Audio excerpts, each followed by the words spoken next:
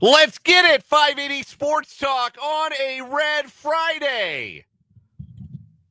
That's right, it is a Red Friday edition of the program today, Football Friday edition of the program today. 3 hours of 580 Sports Talk coming right at you. We're glad you're along to listen in on 580 WIBW, FM 104.9, online at 580 WIBW. And, of course, on our YouTube stream, you can be watching along with the show. Join us on YouTube. The channel is 580 Sports Talk. You can also watch us on Facebook. The page is called WIBW News. I am Dan Lucero. It's a solo mission for, well, the better part of today's show, at the very least. Brendan Dworzinski is en route home from lovely Kirksville, Missouri. I should say that. I don't know if it's lovely or not. I assume that it is. I assume most places are lovely. I'm an optimist like that. Anyway, that's where Brendan's coming back from. He had Washburn basketball for breakfast today, an 11 o'clock tip between the Ichabods and Truman State. Washburn's women scoring an 81-59 victory this afternoon to move to 2-4 on the season. So he is on his way back. If he is able, he'll join us at some point on the show today. Until then, it's just yours truly, and we've got plenty to get to in these 3 hours of the show. We've got lots of Chiefs to get to. Naturally, it's the Chiefs and the Panthers. Feels like a get-right game for the Chiefs. Is it going to be a get-right game for the Chiefs, or will this be another one where the Chiefs maybe win in unsatisfactory fashion? Because that's like the worst case scenario I can allow myself to see for this one. I don't think the Panthers have the juice to win this game. I think the Chiefs are a good team, a motivated team coming off of a loss. They're going to go to Charlotte tomorrow, or they're probably going to Charlotte as we speak, but they're going to go into Bank of America Stadium on Sunday, and they're going to take care of business. I'm not real worried about the Chiefs' chances of winning on Sunday. But the worst case scenario I could see is maybe they are a little bit unsatisfying in doing so. Maybe they don't win by enough. We'll talk about that. We'll have our keys to the game. We have our predictions. We have our big Chiefs.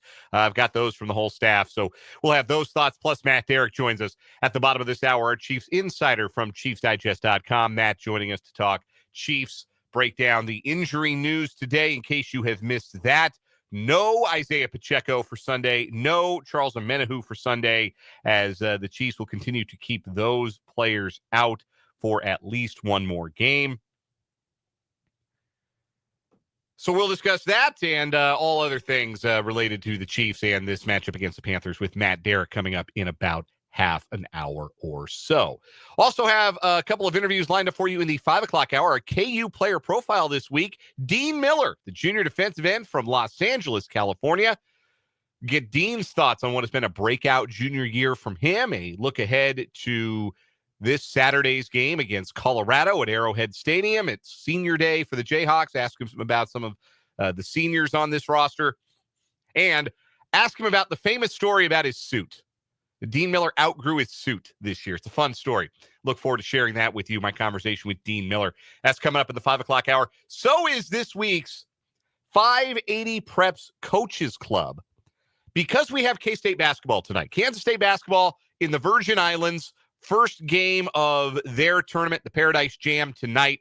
They take on George Washington. 7 o'clock tip, 6 o'clock pregame coverage here on your home for the Wildcats, 580 WIBW. So you will not be hearing high school football tonight here on this station, but you will still get our season finale of the 580 Preps Coaches Club because there are two Shawnee County teams playing for sub-state championships tonight, the Hayden Wildcats and the Rossville Bulldogs. I got to run down both of their head coaches, Bill Arnold of Hayden and Derrick Hammes of Rossville. And we've been bringing you the Coaches Club as a prelude to our high school coverage in the 6 o'clock hour throughout the season. Tonight, we're just going to play for you during the show. We'll bring that to you in the 5 o'clock hour along with our KU player profile. So that's all coming up in the 5 o'clock hour. We've also got our Prairie Band Sportsbook 580 Sports Talk Picks contest. Standings are tightening up because I crapped the bed last week. It was terrible. Went 1-4. So now it's just a half a game lead for me over Spencer and a full game lead for me over Brendan. I gotta right the ship this week. We all, frankly, have to right our collective ships because none of us is over 500. We're all losing you money right now as it stands. We've never made a promise that we were going to make you money. To be fair, that just means you can't, sue us. But I do think that I've got some winners this week, and we'll see if the rest of the group does as well. We got our 580 Sports Talk picks brought to you by Prairie Band Sportsbook at the Prairie Band Casino and Resort in Mayetta, just north of where we sit here in the capital city. We'll do What Is Wrong With You. We'll have a round of 580 Sports Talk headlines. We'll play a little Change My Mind on Second Thought, all that good stuff you've come to know and love from a Friday edition of 580 Sports Talk. You are, as always, invited and encouraged to be a part of the show. You can text the program. Text line's wide open. 785-272-9429 is the number. That is 785-272-9429. That is the text line number. Feel free to text throughout the show. Text your predictions for Chiefs Panthers, your thoughts on the college football games this weekend, K-State Cincinnati and KU Colorado. We'll get to those in the 4 o'clock hour as well. Your thoughts on anything we've got going on, send them in, 785-272-9429. If you are watching on YouTube, again, the channel is 580 Sports Talk. If you happen to be watching live, we have a live chat feature that scrolls throughout the show. You can interact with your hosts, or I suppose today, your host singular for the time being, and you can interact with each other as well. So a special hello to those of you who are dialed in on that today. I see both Marks, Mark H and Mark B. Paul's in the chat. Special welcome to a new visitor to the show today, MHS Driver's Ed. How about if I just call you Ed for now, if you're on the other side of that screen? Thanks for tuning in. Thanks for joining the video. Thanks for jumping in the fray. We appreciate you being along. And always welcome new listeners, new viewers. Thanks for being a part. Thanks for making us a part of your day here on 580 Sports Talk. Boy, that a new viewer on the YouTube stream, that puts me in a good mood. That puts me in a happy mood. And so what I'm going to do is I'm going to give away K-State football tickets later in the show. That's what I'm going to do. I got a pair for Cincinnati on Saturday. K-State Cincinnati. I've got a pair of tickets. I'm going to give them away later on in the program. So be listening for your cue to call in and win 2 tickets for Senior Day. Try to root those Cats to get back on track after a 2-game skid and finish the home schedule the right way here on this coming Saturday. We'll get to all of that. We'll get to our picks and what is wrong with you and all that fun stuff. But it's a football Friday. It's a Red Friday on the program. So we start with our Chiefs keys to the game. And Brendan left me a couple of keys to the game before he departed for lovely North Central Missouri. And his big key to the game sort of dovetails off of what I think my key to the game is, my first key to the game. Brendan wrote in all caps, get after the quarterback. This is not a very good Carolina offensive line. They're 29th in the NFL, so 29th out of 32 teams in pass block win rate. They do not get the job done up front. They do not win their one-on-ones against pass rushers in obvious passing downs. The Chiefs have been very proficient all season long at putting teams into obvious passing downs, particularly on third down. So, should be opportunities for the Chiefs to get after Bryce Young, try and rattle his cage, and get some sacks, because that's something that they have struggled to do. And we've chronicled it with increasing frequency as we've gone along here this season, because it's gone now from being maybe an early season, small sample size blip to, well, hey, we're more than halfway through the season. The sack numbers still aren't, A, what you'd expect from the Chiefs, what you'd expect from this collection of pass rushers. B, it's not becoming of a championship caliber team. If you're going to win at a high level, you got to put the quarterback on the turf. You have to make it count. We mentioned the Chiefs. Nobody hits the quarterback more than the Chiefs. Of any team in the league, they have the highest quarterback hit percentage. They're getting there. They're just not finishing plays. They're not getting there in enough time. This would be the week to do it. And I agree with Brendan's assessment that there are no excuses for the Chiefs pass rushers this week. My addendum to what we've had to say about that throughout the week, this sort of blew my mind when I heard it yesterday from Mitch Holthus, voice of the Chiefs, when he joined us. Bryce Young, since returning to the starting lineup for the Panthers, has been one of the best quarterbacks against a blitz in the entire NFL. A quarterback rating up over 100 when the opponent brings an extra rusher or any number of extra rushers. As you well know, as we have, again, documented, the Chiefs quite like to blitz. They've done it, depending on where you find the numbers, third or fourth most in the league. To me, this is a game you ought to be able to generate plenty of pressure with a four-man rush. If Steve Spagnuolo wants to scramble Bryce Young's brain, and I'm sure that he does, that's part of the chess game, part of the fun for being a defensive coordinator against a quarterback who's largely struggled since entering the league last year. I don't think blitzing is the way to do it. I think the way to scramble Bryce Young's eggs this week is through coverages, coverage disguises, things like that. Make him see one thing and then have to react to an entirely brand new thing after the snap. I think that's how you beat Bryce Young, not necessarily by deciding we're going to just send waves and waves of extra rushers at him from different spots. We know Steve Spagnuolo loves to do that. We know that he can. But again, Bryce Young's numbers against the blitz, really good. Better, in fact, than his overall numbers. So between that fact and the fact that this Carolina pass blocking scheme is dramatically subpar, 29th of 32 in the league in pass block win rate, this should be a game where you line up on third down and you've got Chris Jones and you've got Joshua Uche, you've got Mike Dana, you've got George Karlaftis, whoever else, and you say, go beat your man and go hit the quarterback. We're not going to mess around, bring a linebacker, bring a safety or a corner. You guys go win. Because these are matchups all the way up and down that the Chiefs ought to be able to win in the pass rush. So for me, that's the biggest key to the game, is the Chiefs generating pressure, getting after the quarterback, and doing it with a four-man rush. Because if you can't do it with a four-man rush against a team like Carolina, who are you going to do it against with a four-man rush?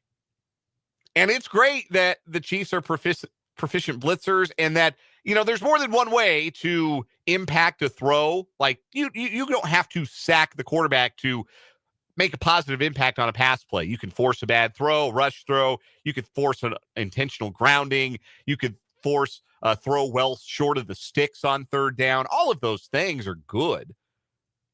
But the stuff that we measure, the raw basic stats for a pass rush, the stuff that we measure, the Chiefs have not been proficient sacking the quarterback.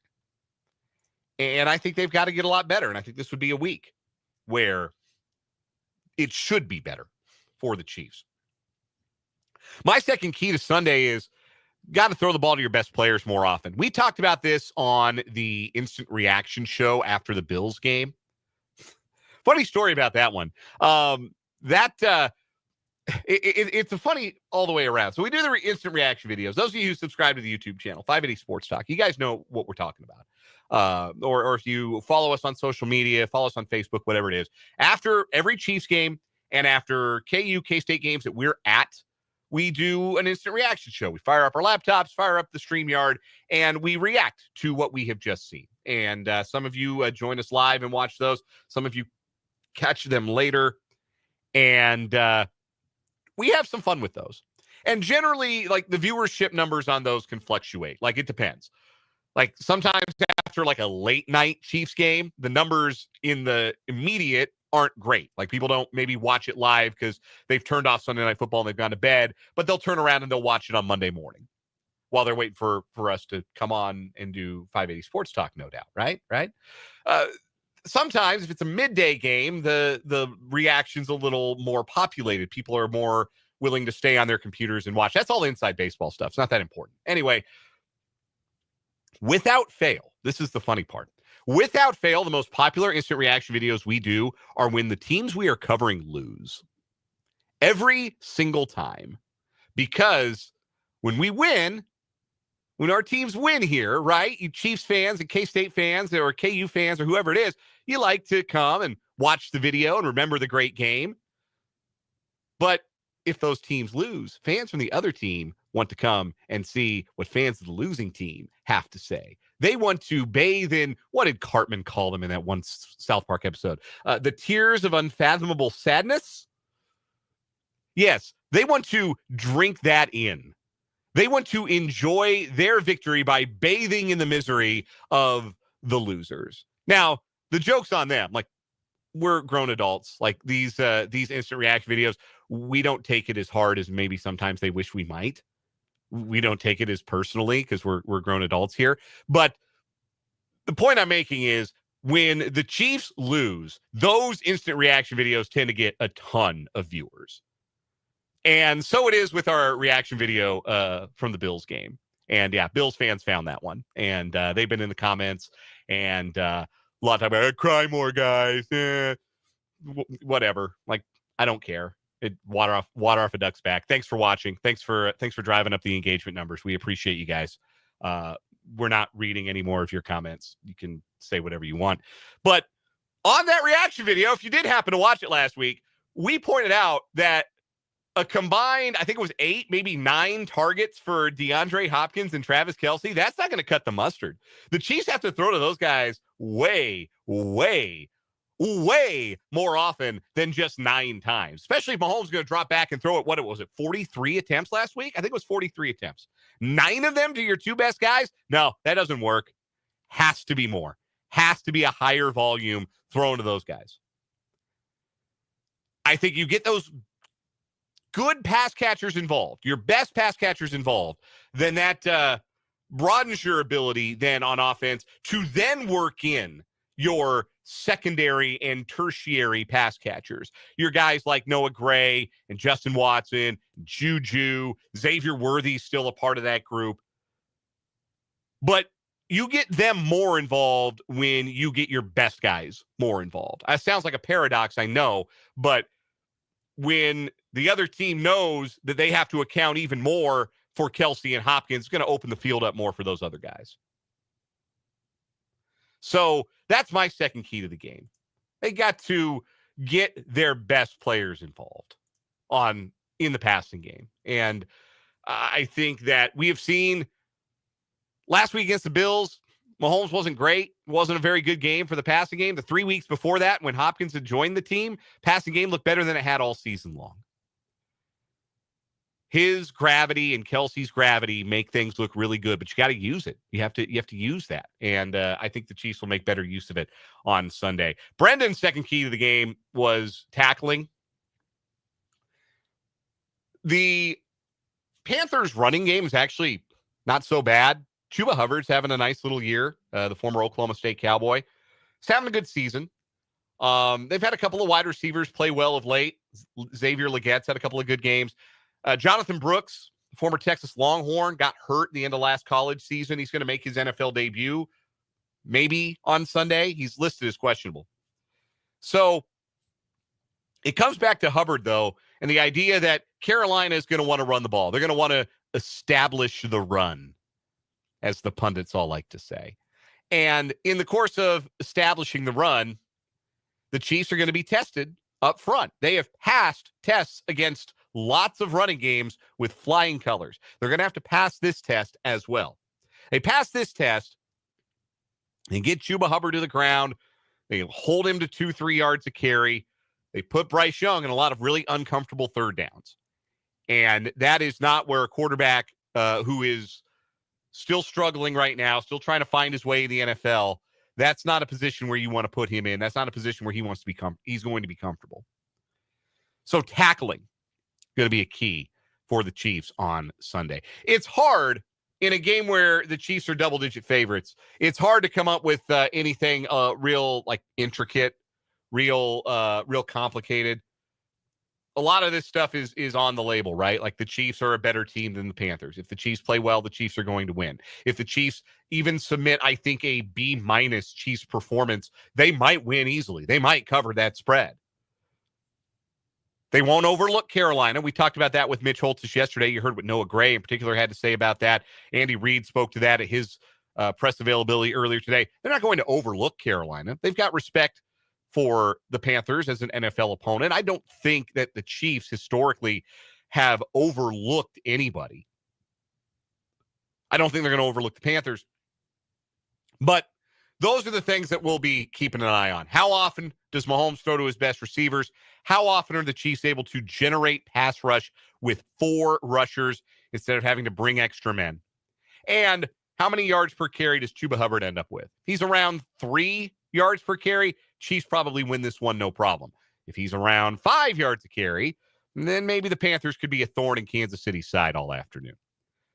How do I think it will go? How do the rest of the guys think it will go? Well, we've got predictions coming up and our big Chief picks. Plus, we'll break it all down with Matt Derrick, our Chiefs insider, coming up this hour. We've got a jam-packed 3 hours today, and we are just getting started. Thanks for being with us on 580 Sports Talk. We're back after this.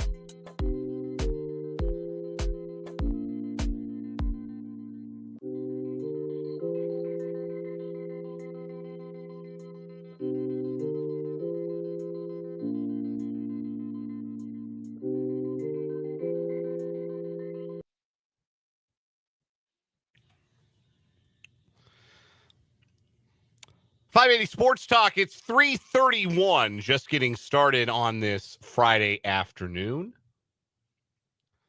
Thanks for being with us. Text your predictions for Chiefs Panthers to the show, 785-272-9429. Can also drop them in the live chat on YouTube or the Facebook comments. WIBW News, if you're watching on Facebook, 580 Sports Talk is the YouTube channel. We've got our predictions.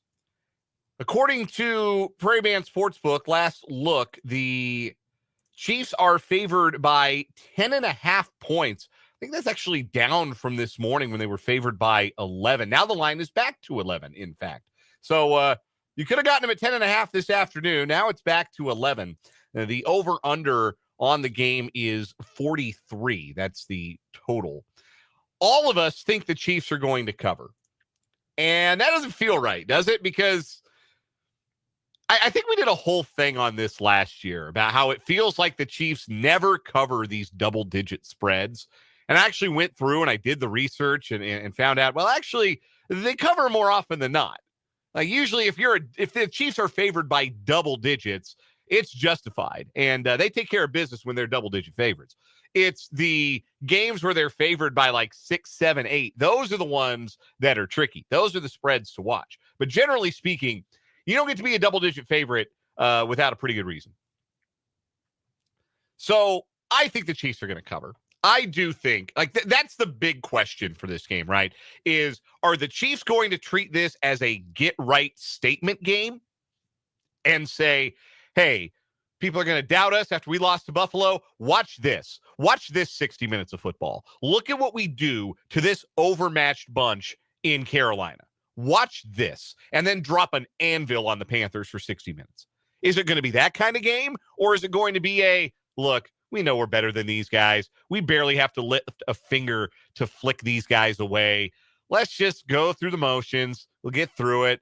We'll win by 10, maybe 9. We'll call it good. We'll get out of here intact and healthy and not put too much on film for future opponents. What kind of game is it going to be for the Chiefs? I have a feeling it's going to be the former. I have a feeling the Chiefs are going to view this as a chance to say, hey, if you want to go ahead and say the Bills are the best team in the AFC, watch what we do on Sunday. Watch us at our best on Sunday. I think we get as complete a Chiefs performance as we have seen all year on Sunday. I think they win 31-10. My big Chief pick, Joshua Uche. You know what? He played 5 snaps against the Bills. I thought he had already made more of an impact, but C. Spagnuolo talked about Uche earlier this week, who they acquired from the Patriots about a month ago before the trade deadline, and said, look, he's learning. He's figuring out his place. He's going to see some more snaps moving forward. This feels like a week for him to see some snaps, to get some one-on-ones against a tackle that can't block him on either side. And I think we're going to see Joshua Uche's first Chiefs sack on Sunday. Calling my shot on that one. The gang has more predictable big Chief picks.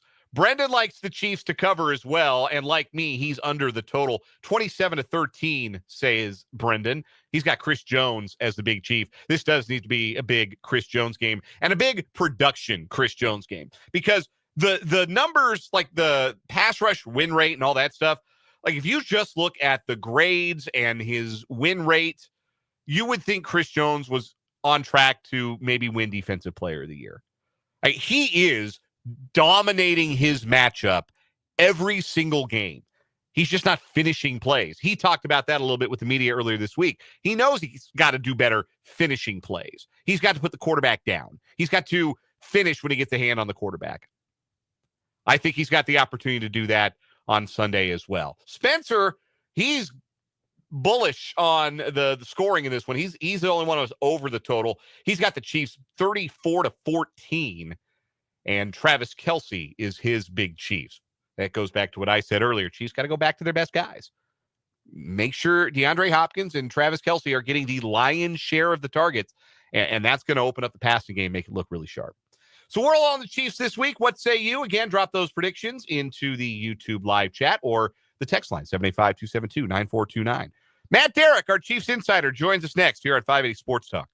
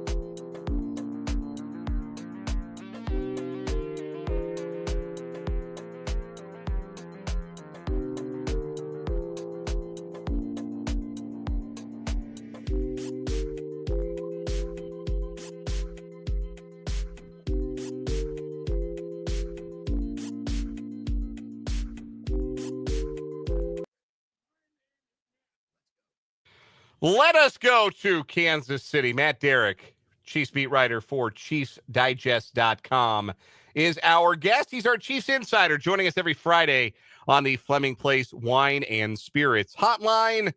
You can follow him on Twitter at Matt Derrick. He's on all of the social medias. He's on Threads. He's on Blue Sky. Check him out on anywhere you get your social media, and read him at ChiefsDigest.com. Here on Fridays, right here on 580 Sports Talk. Matt, the game against the Bills on Sunday, we've rehashed it over and over in the last week, but what was your takeaway from the Chiefs' response to that game? Because what stood out to me was how the Chiefs, to a man, after that game, and not just like in the couple of days after, even in the post-game locker room, were like, yeah, we know exactly what we did wrong. We understand why we got beat today, and we understand what we have to do to fix it.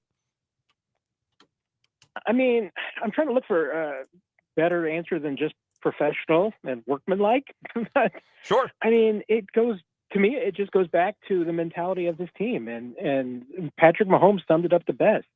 Hey, their goal wasn't to go undefeated. I'll take it further for him and just say their goal wasn't to beat the Buffalo Bills in Week 11. They have one goal this year: it's to win a Super Bowl, and that everything else that happens along the way is just kind of just part of the journey. It's just another day at work. Do they want to win every game? Yeah, I mean, I know that they do, but this isn't a team that beats itself up or gets too worked up or anything, honestly, until January. I mean, they get it. They understand it. I mean, it's probably the kind of aloofness, I guess is maybe the right word, that people used to hate about the Patriots because they were the same way. Tom Brady was the same way.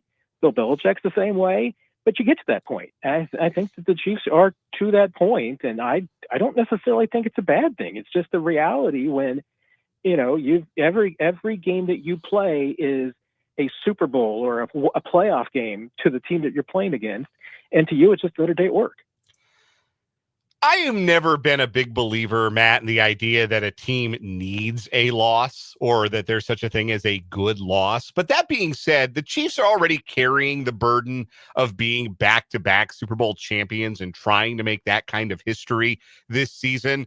Do you think it might be beneficial to not have undefeated talk hanging over their head as the season progresses? Yeah, you and I are on the same page. I'm the same way. I hate even saying there's such a thing as a good loss, or that this was a good loss for the Chiefs, because it's counterintuitive. But I don't think there's any doubt. Yeah, I mean, having the undefeated talk over is good. It is just another weight around this team's neck that they were having to deal with. And let's face it, I mean, this team has weights around their neck every single day, like we're talking about. I mean, when everybody else when you have the bullseye on your back, you've already got enough weight. You don't then need everybody, whether it's reporters or people at the grocery store asking you, "Hey, you're going to go undefeated?" There's so many things in history. I mean, I remember reading about, the stress and the pressure that George Brett went through in 1980, trying to hit 400. And I mean, it gets to you. I mean, there's absolutely no doubt. I mean, the stress does whenever you're trying to pull off something like that. So yeah, I think having it over, like I said, I hate the term good loss, but if there's one, I guess that's what you take if you're the Chiefs, because this wasn't like they've lost to the Panthers coming up this week. I mean, if they lose to the Panthers, we can call that a bad loss. But lose to the Bills, I mean, Bills are a good team, so there's nothing wrong with it. Matt Derrick is our Chiefs insider, Chiefs beat writer for ChiefsDigest.com, joining us on the Fleming Place Wine and Spirits hotline here on 580 Sports Talk. Andy Reid has ruled out both Isaiah Pacheco and Charles Omenihu for this Sunday's game against the Panthers. What is your impression of their readiness at this point? Do you think this is just extra precautionary? Do you expect that they will play in the Black Friday game against the Raiders, or will they maybe even get that one more game off before fully returning to action? Yeah, it's a great question because, with their clocks and the 21-day practice window, they don't have to play against the Raiders. I mean, they can keep them on injured reserve until after that game. It certainly seemed at one point that the Pacheco might be ready to go this week, and seeing him at least bounce around at practice and seeing him in the locker room, he looks like a guy who's ready to come back. So I get that maybe this might just be precautionary with Pacheco, just pushing him back a little bit further. They're not going to need Isaiah Pacheco to win this game. They shouldn't need him. So maybe that is, especially, when you then think about playing quickly again on a Friday, that if you are going to bring back Pacheco, especially, that's a tough thing to come back and then play on a Sunday and then a Friday. So it certainly makes sense that the Chiefs may be holding him back for that. Hey, Omenihu, I'm expecting the full 21 days. I think they want to give him as much time as possible to get up to speed. So I'd even be surprised if Omenihu played against the Raiders, but I think there's a pretty good chance Pacheco will. Another injured Chief who's been out since the first play of the preseason, wide receiver Hollywood Brown. He's currently on injured reserve, trying to make his way back from that shoulder injury. And lately, it seems like there's reason for hope that it might not be the playoffs where we see Hollywood Brown first. It might be the latter couple of weeks of the regular season. What can you tell us about his injury status and how soon his practice window might open? Yeah, I think that'll be interesting too, because I think that the Chiefs will again want to take advantage of that full 21-day window, and that's why they may open it earlier than we expected, just to be able to get him that practice time. It was originally expected that he could be back at least before the playoffs, maybe week 18. Now it seems like maybe there's a possibility that it's a week or two earlier. It seems like some point in December is when they are going to end up opening the practice window. And it seems like earlier December is a possibility. I mean, I'm not betting on it, but it's and obviously I don't know what the alarm clock emoji meant for sure with Hollywood Brown. We never know exactly how to interpret emojis in this business. But he's in the locker room today, and looks like he's in pretty good shape. So we'll see how quickly it is, but it does seem like there's some optimism that they might even be able to get him back for a game or two before the playoffs start.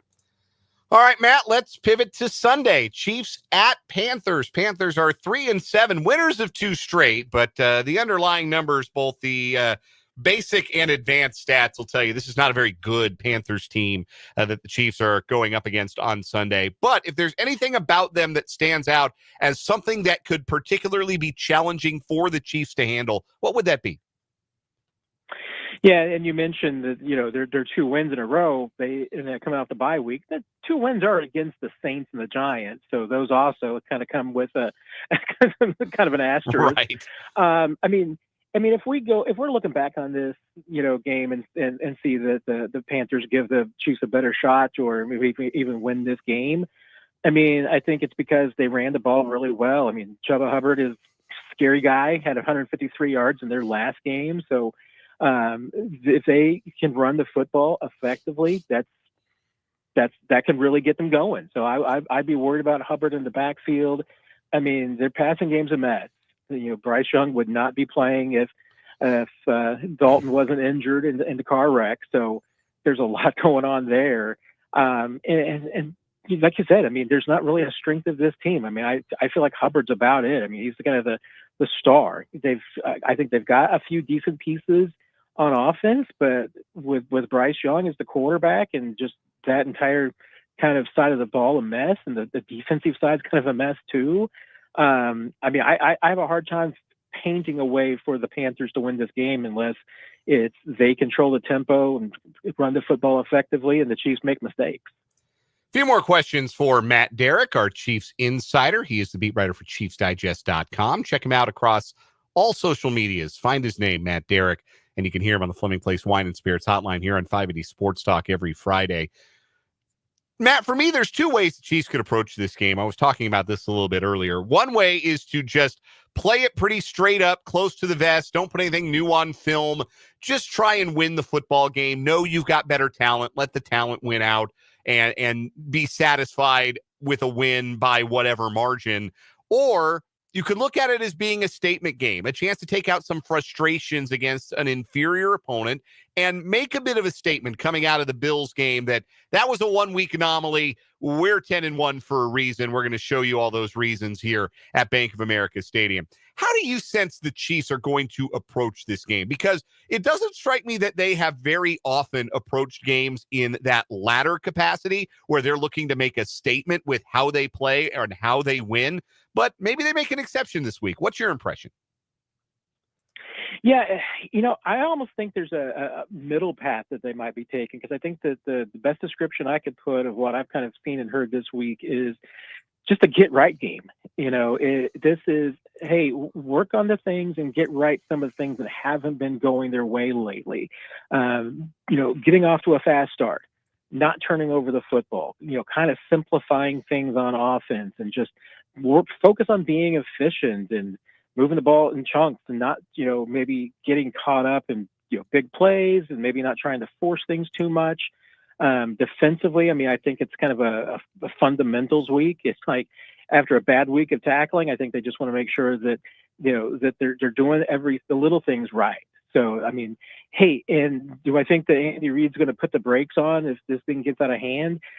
Maybe eventually. I mean, if the Chiefs really, get their act together and all of a sudden it's 31-10 or something, I can see them, pulling back a little bit. But I think at least, first half and beginning of the second half, I think he wants this team to come out of both periods coming out fast and sharp. And so I think he wants them to, really clean up some things on their first possessions of each half.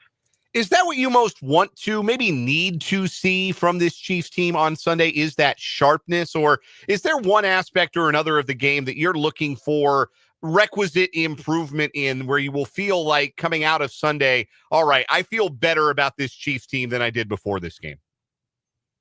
Yeah, I mean, to me, I think there's 2 things that, if you're the Chiefs, you'd feel good about coming out of this. I mean, obviously one would be your offense having a clean game, no turnovers, no big mistakes.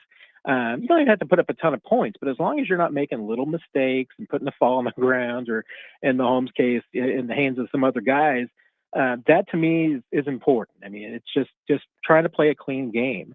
And defensively, I mean, this team, its front four needs to get something done. I mean, again, this is not a super sharp Panthers team. That's not the strength. There's no real strength of this team. They should be able to dominate this offensive line. And you've got a young quarterback that Steve Spagnuolo usually has a pretty good success against inexperienced quarterbacks. So, coming off a game in which the defensive front had 0 sacks and they only got 19 on the season, if you can't, pile up maybe 4 or 5 sacks against the Panthers, it's like, who are you going to get some sacks against? I mean, this is a team that you should be able to get some pressure on the quarterback. All right, Matt, we got about 15 seconds here. Do the Chiefs win? And if they do you foresee it might be finally a blowout, a comfortable win? Well, I'm going double digits, so I guess for the Chiefs that is a blowout. I'm going to take take the Chiefs 31-17 in this one. Matt Derrick covers the Kansas City Chiefs for ChiefsDigest.com. He joins us every Friday in the Fleming Place Wine and Spirits Hotline as our Chiefs insider. Matt, always a pleasure. Thanks for the time, and we'll talk to you at some point next week before the Black Friday game. Sounds great, Dan. I appreciate it. Take care, my friend. That is Matt Derrick. We'll step aside for a short timeout, come back, and wrap up this first hour of 580 Sports Talk next.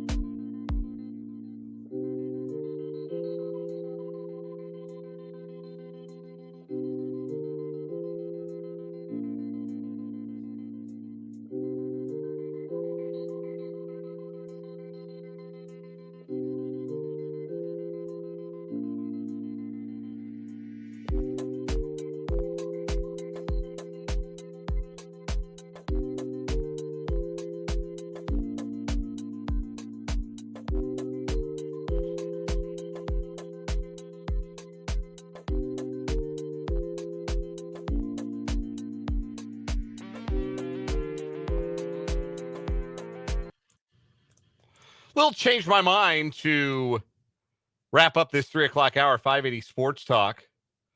And it comes from the YouTube live chat. Paul throwing in a change my mind. The Chiefs absolutely do not cover an 11.5-point spread. The spread has fluctuated. Right now, Prairie Band Sportsbook has it at 11. All three of us typically on the show think that they're going to cover the spread. And the reason I think they're going to cover the spread is twofold. Number one, I think this will be a motivated and energized Chiefs team.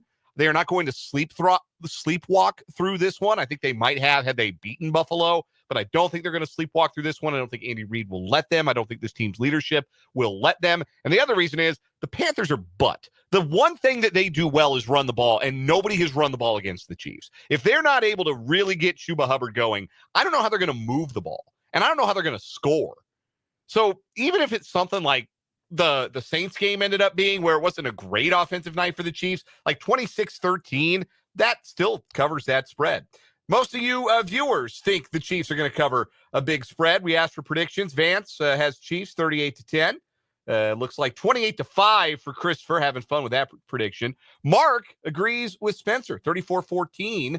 And Robert in the YouTube live chat says 28-10 Chiefs win. So everybody's on the Chiefs big. We got our Sports Talk picks. What is wrong with you and more coming up on 580 Sports Talk.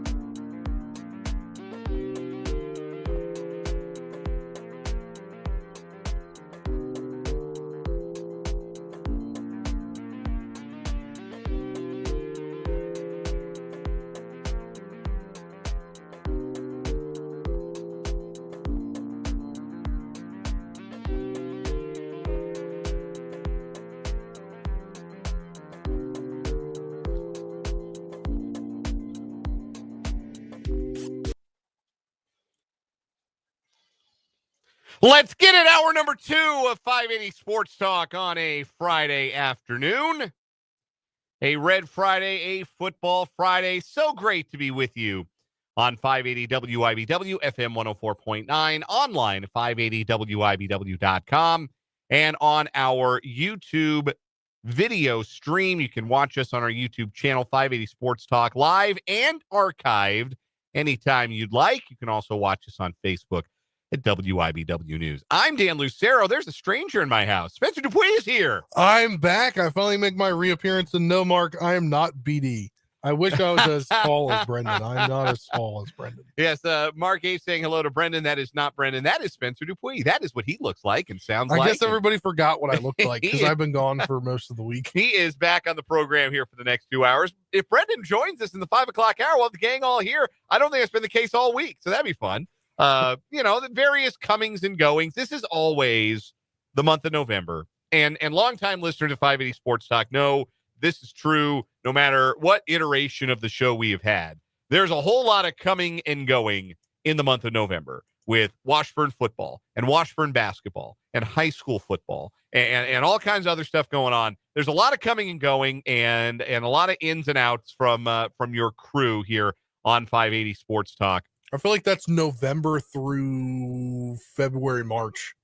It's worse in November. Yeah. It's really November's the month where it really just slugs you in the face. Because at least when we get beyond football, when high school and Washburn football are finished, then our focus is we can kind of narrow to the hardwood a little bit, at least for our individual coverage, college and high school, and that helps. That helps a little bit. You've only got one thing going on at a time to focus on. But no, so we welcome Spencer in. He's with us for the rest of the show. Brendan Wrzinski's coming back from a Washburn women's basketball win at Truman State this morning/afternoon.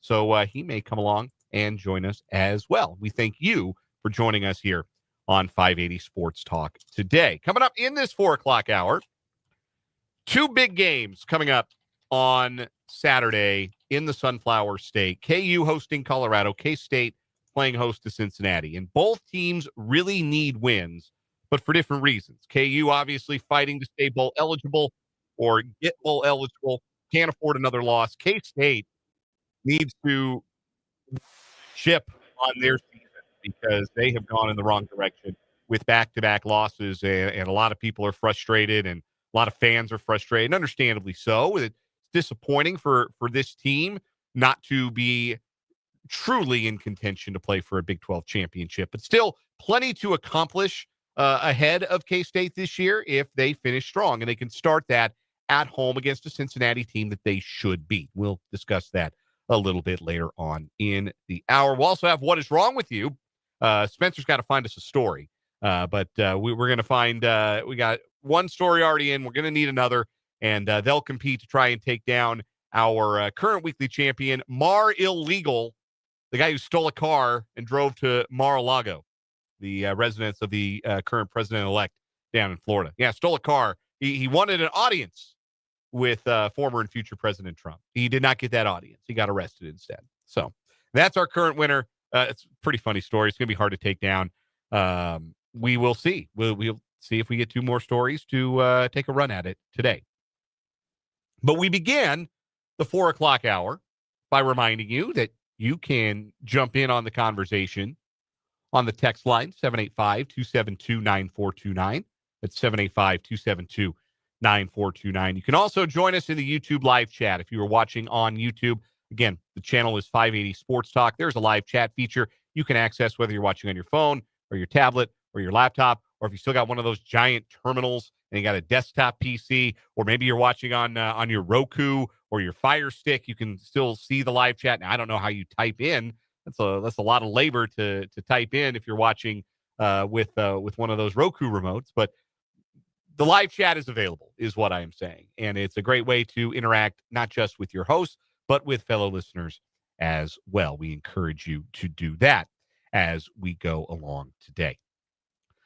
Let's make some picks, shall we? The 580 Sports Talk Picks Contest is brought to you by Prairie Band Sportsbook. Bet your way at Prairie Band Sportsbook in Mayetta, just inside the front entrance of the Prairie Band Casino and Resort. I'm not kidding. It is just inside. You walk in, you take a slight right. It is right there. All kinds of TVs, big comfy chairs, and just about any bet you can come up with.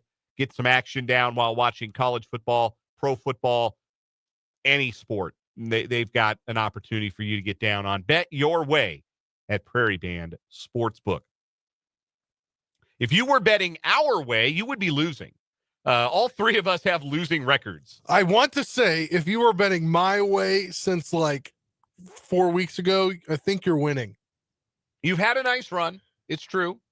There was a time I just went under 500 this past week. I think it's the second time in 3 weeks. My lock of the week hit and nothing else did.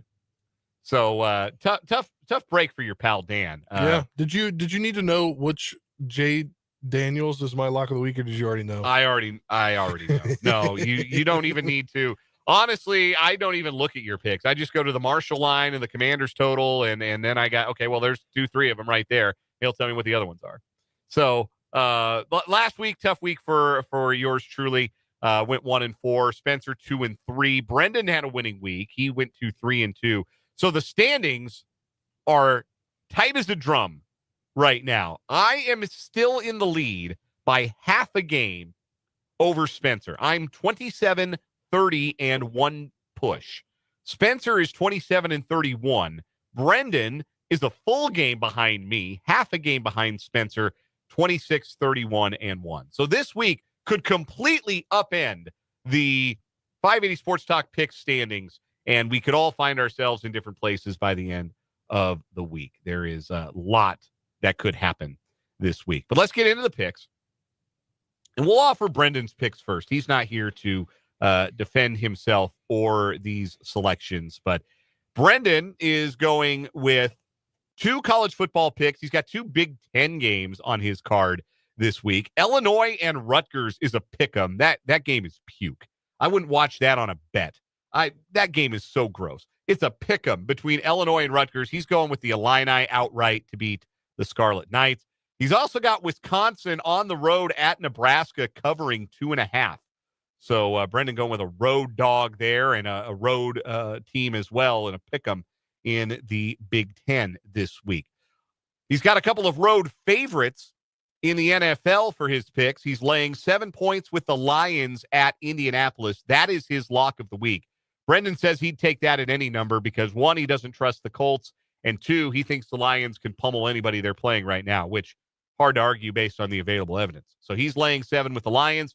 He's also taking Philadelphia and laying 3 points on the road at the Rams. I believe that's Sunday night football this week.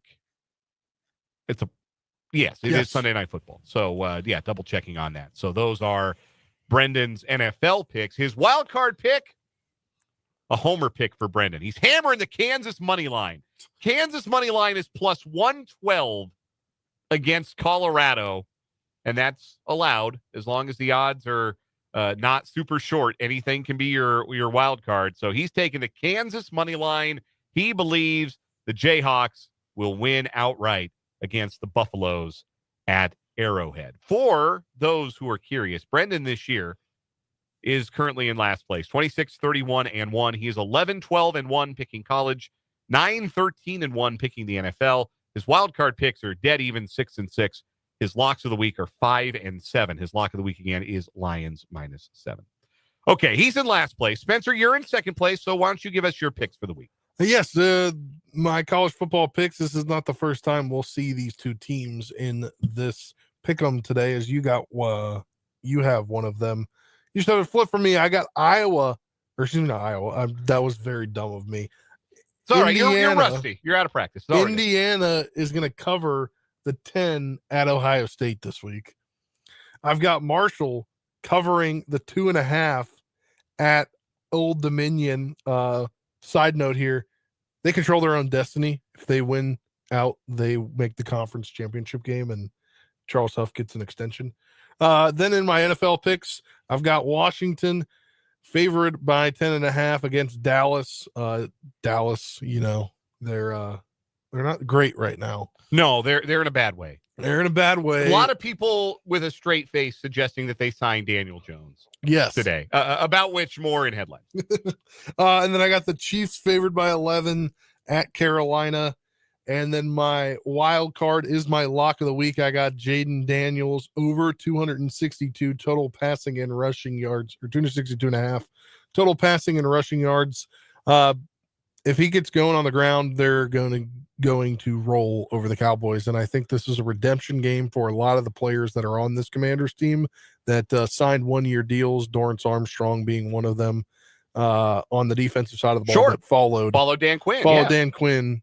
So I think this is going to be a big defensive side of the ball, but it's going to pave way for Jaden Daniels to run and pass.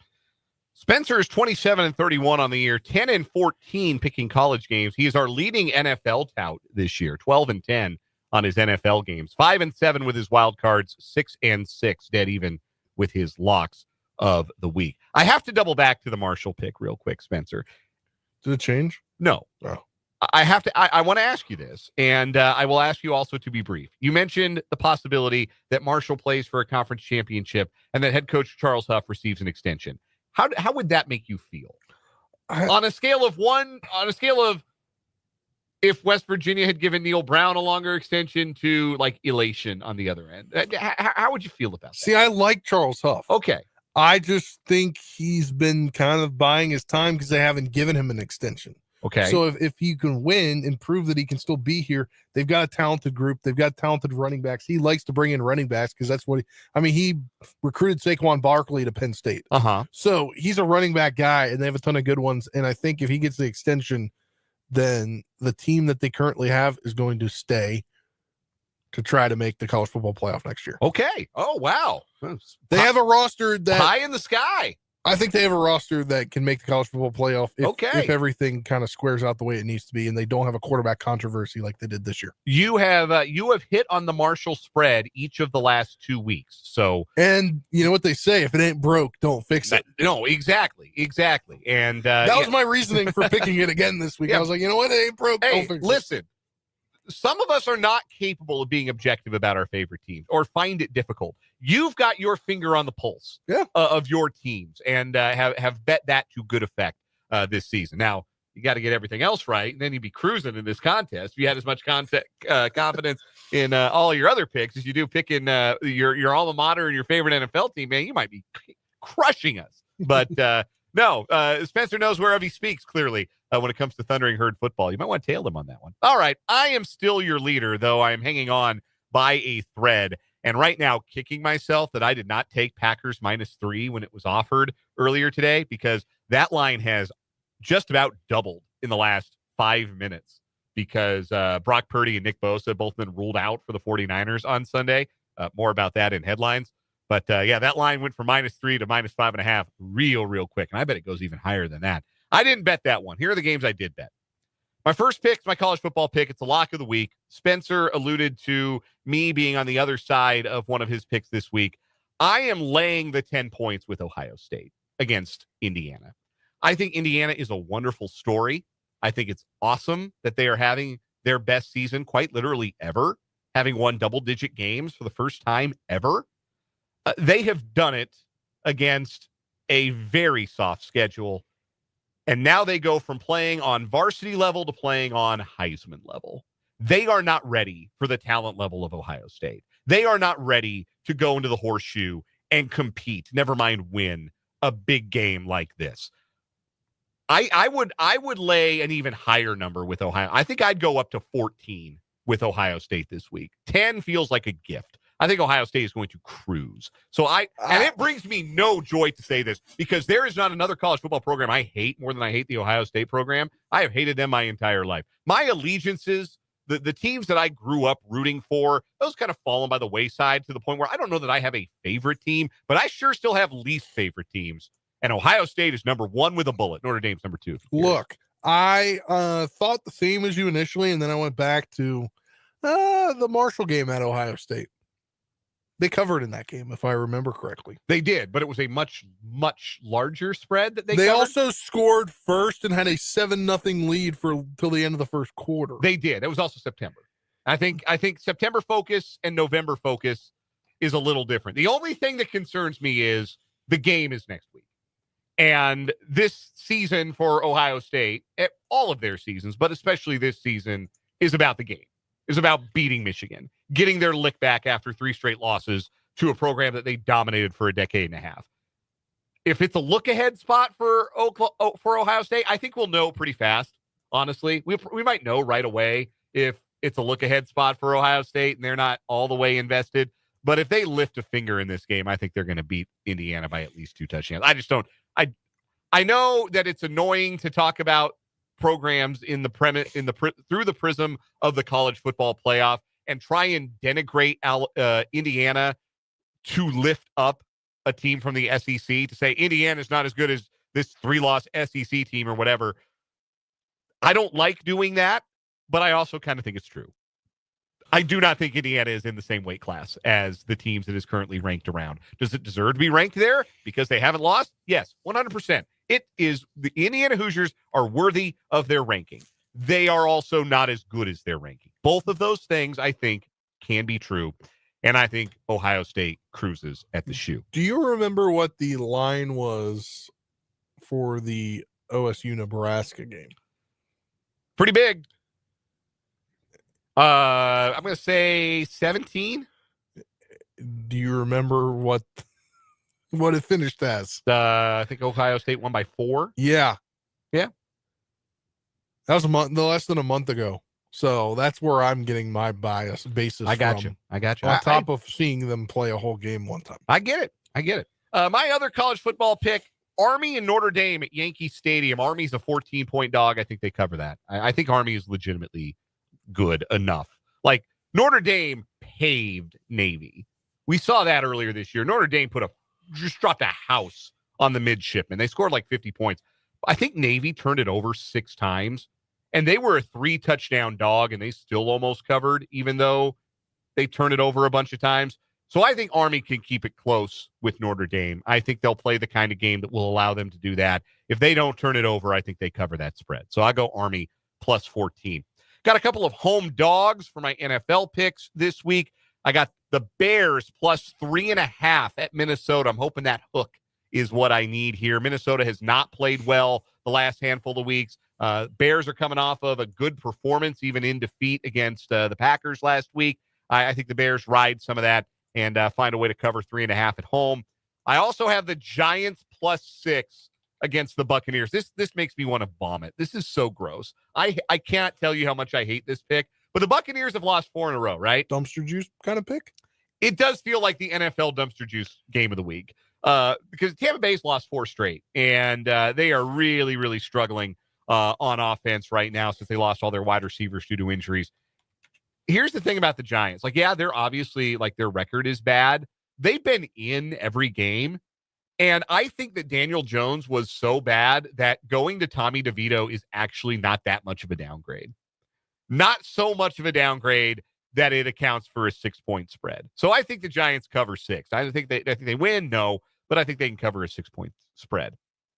And for my wild card, everybody else is doing it. Why can't I? A little bit of a homer pick for me. I'm going over 63.5 rushing yards for Kenneth Walker III of the Seattle Seahawks against the Arizona Cardinals on Sunday. Arizona and Seattle play at Lumen Field. In Seattle, game is a pick'em. I think that last week we saw against the 49ers that the Seahawks want to get back to establishing it.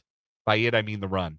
And I think Kenneth Walker III will be the beneficiary of that and have a nice little game. So going over the total for Kenneth Walker's rushing yards. Yours truly, 27-30-1 on the year, 10-14 picking college games, 10-11-1 picking NFL games, 7-5 on my wild cards, 8-3-1 with my locks. My lock this week is Ohio State minus 10. So do with that information what you wish. These picks, of course, are for entertainment purposes only. You don't need me to give you that disclaimer, but just in case. We'll take a quick break here on 580 Sports Talk. When we come back, we will crown a What Is Wrong With You champion. Still got plenty of college football to talk about. KU and K-State, big home games. We'll preview them both. That's still to come on this edition of 580 Sports Talk.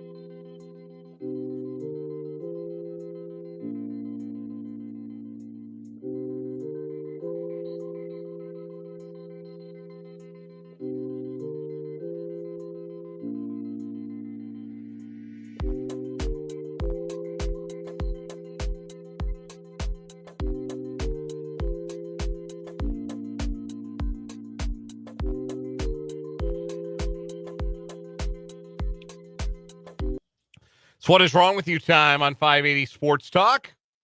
2 news stories today to try and take down our current weekly champion, Mar Illegal, the 52-year-old Sarasota man who rolled up to Mar-a-Lago in a stolen rental car and asked to speak with President-elect Donald Trump. The rental car had been listed in a woman's name. Police contacted the woman when they stopped the guy because, again, he was trying to talk to the president-elect. I think you need an appointment for that. Probably something nicer than a rental car. And they checked on the owner or the person who was renting the car, and she told the whole story about how that guy stole it from her, drove off in it without her permission. So that guy, Farbad Dolat, is our current champion, and we'll never know. He might have had some awesome economic and foreign policy ideas, and we'll just never know. We'll never know him because he did not get a chance to share them with his intended audience because he showed up in a stolen car. And next time, just write a letter, man. I don't know. Right. I mean, look, he should have the ability to help some things out because, you know, they're allowing the somebody that works for the WWE to help out in education. So this is true. Like maybe that's what he wanted. Maybe he was like, hey, you know, I could run Department of Energy. Yeah. I could do that. So that's our current champ. We got 2 new stories today. Spencer, your headline is deeply upsetting. I found this the other day and we didn't have time for 2 stories. Okay. Because I think I just popped in. It was on Tuesday when I had taken over the last. We were running behind because Brendan had a great first segment. Okay. And I had just jumped in for What Is Wrong With You, and we did not have time for 2 stories. Okay. Well, yeah, go ahead and lay this one on us. Yes, I will try to keep it as radio friendly. Oh, I will keep it as radio friendly as possible. Yeah. Do or do not. This comes from thevillagenews.com. The Villages in Florida. Yes, Villages in Florida. A villager's son has been sentenced for, quote, jiggling his genitalia at the entrance to the UF Health, the village's hospital. Darren Malinsky, 52, has pled no contest this past week in the Sumter County Court to a charge of exposure of sexual organs. He was sentenced to 19 days in jail with credit for his 19 days already served, placed on probation for 11 months in order to perform 20 hours of community service. He has been discharged from the hospital, but was still wearing his gown. And when he was standing at the entrance at about 6:30 a.m. back in January, he's now just going through the court system. He lifted his gown, quote, showing his genitalia, and was asked by a passerby to check. He asked the passerby to check the bottom side his of balls. You can say balls. Okay. You are allowed to say that he asked a passerby to check his, quote, balls, end quote. He was seeking opinions as to whether they appeared to be swollen. A woman who was visiting the hospital was among those to whom Malinsky exposed himself to, according to the report. Some of the witnesses interviewed by deputies said Malinsky, who stands at 5'7" tall and weighs 230 pounds, was jiggling his genitalia when he lifted the gown. I really don't want to know why that was the verb that they landed on. I really. The arrest report lists Malinsky as homeless, but records indicate he previously lived with his 85-year-old father in the Villages. 19 days in jail, not enough, man. No. Shouldn't you have to be put on a list? Yes. I feel like if you expose yourself at all in a place where there could be children, you should have to be on a list. Paul points out in the YouTube live chat, he could have just worn his gown backwards. Didn't have to lift anything. Jiggling is that, like, no, gross. That's all I really got for that one. We're going across the pond for my story today. We're going to Surrey in England. We meet 25-year-old Philip Paul, who is a drug dealer and meant to send a bulk message to a group of his customers informing them that he had inventory. But he typed one number wrong on one of the numbers, and it went to a police officer instead. The luck, right? I know, right? If it wasn't for bad luck, this kid wouldn't have any at all. 25-year-old Philip Paul typed in the one wrong digit. The police officer reported the text to the proactive investigation team at Surrey Police. Detectives were already aware of a drugs line in Surrey, but thanks to the 1 in a million mistake, officers were able to identify Paul as the line holder. He was arrested outside his home, and officers found 337 pounds in cash, not pounds of cash. That's the English currency. A wrap of crack cocaine, 3 wraps of heroin, and a bag containing 2 grams of cannabis.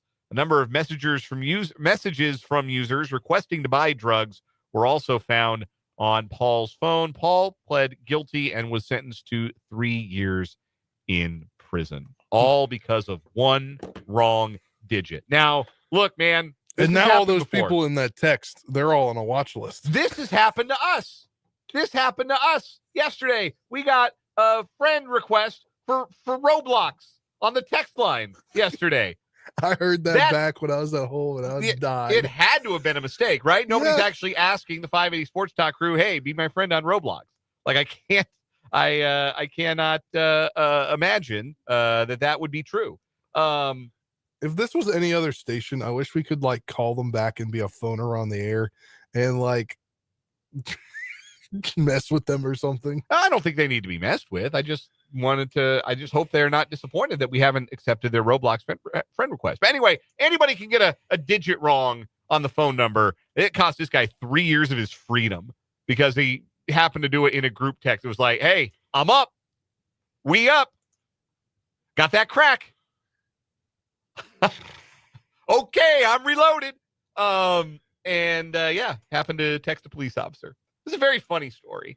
The other one has a guy who jiggled his genitals. And I don't even like saying that out loud. Like those words turn to ashes in my mouth. Christopher in the YouTube live chat says the junk jiggler has to win.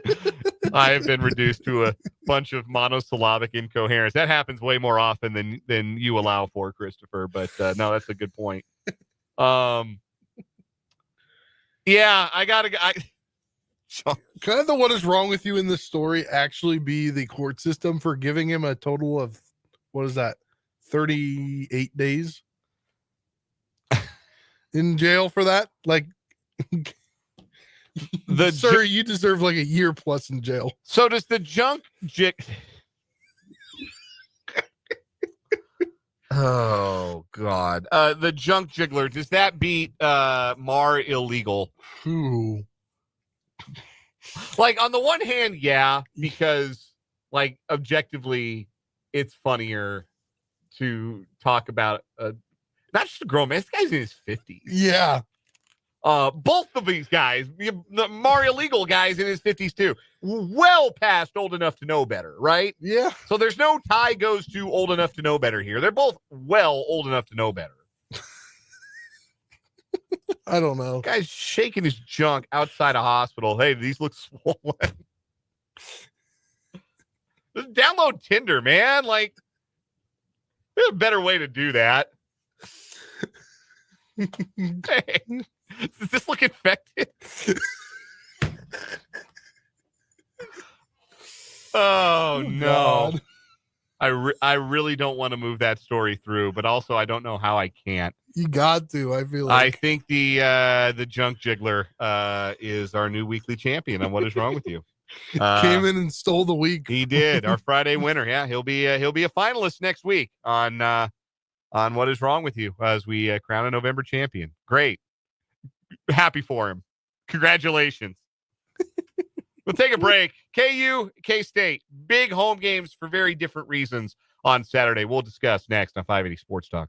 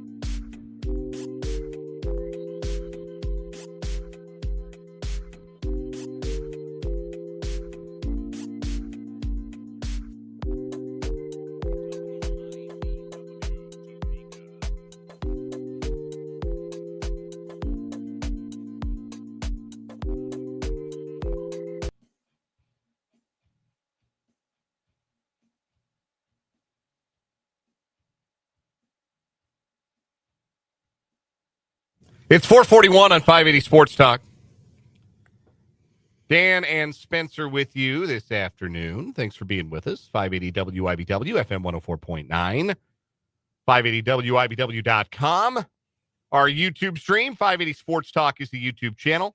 Facebook, WIBW News. You can watch us there and listen along as well. Text lines open, 785-272-9429.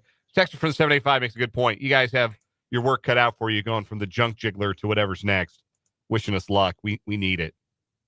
Still trying to gather my bearings after that What Is Wrong With You winner. KU and K-State take the gridiron on Saturday. KU plays first, chronologically speaking, so we will talk about them first. It is a 2:30 kickoff from Arrowhead Stadium, and given that it is senior day, the last home game, given that Colorado's got a legitimate college football playoff and Big 12 title shot, given that Kansas has played their way back into bowl eligibility conversations with 2 wins in a row, including a win at a top 10 BYU team. In fact, KU has knocked off back-to-back ranked teams. There's a bit of a buzz back about Kansas football. Saturday's game, rather. I almost said Sunday because that's when we're used to talking about games at Arrowhead Stadium. But Saturday's atmosphere at Arrowhead Stadium might actually look like what you'd sort of envisioned it could look like when the season began, where there was so much excitement for this Jayhawk team and the novelty of playing their home games at the home of the Chiefs.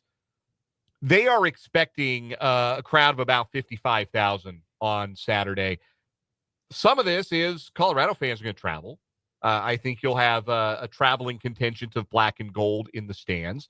Not quite at the level I would expect that you saw Iowa State fans travel 2 weeks ago, but I know of some Colorado fans that are making the trip. So I think you're going to see a contingent of Buffs fans who head on out to Arrowhead. But I also think you're going to see KU fans show up and get behind this team and get behind these seniors in particular one more time and hope to inspire them to an ending that they deserve for everything that they have done to contribute to the turnaround of this KU program. So I'm excited. I'm going to be there. I'll be covering it here. I'll have an instant reaction video Saturday evening. I'll have live tweets going on the 580 Sports Talk YouTube account or Twitter account, rather. I'm excited to see what the crowd looks like because I was there for the Houston game, and that wasn't much of a crowd. So I certainly expect Saturday to be a whole lot different atmosphere. As for the game itself, Colorado's a 2.5-point favorite, according to Prairie Band Sportsbook. The total is 60. I think a lot of people have this picture of Colorado as a team that wants to play shootouts because they can't stop anybody. And I think some of that is residual from last year, what we saw of Colorado football. Their front seven's actually pretty darn good. And obviously they have so bad your secondary can be with a guy like that locking down one half of the field while still playing full component of offensive stuff. Why are we having a conversation about the Heisman Trophy? If it's supposed to go to the best college football player, how can you say it's anybody but Travis Hunter?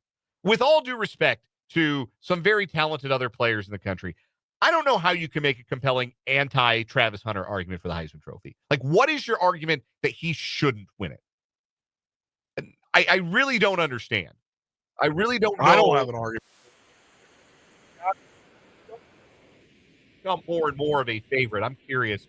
Now I kind of want to see if we've got some Heisman odds here. We do.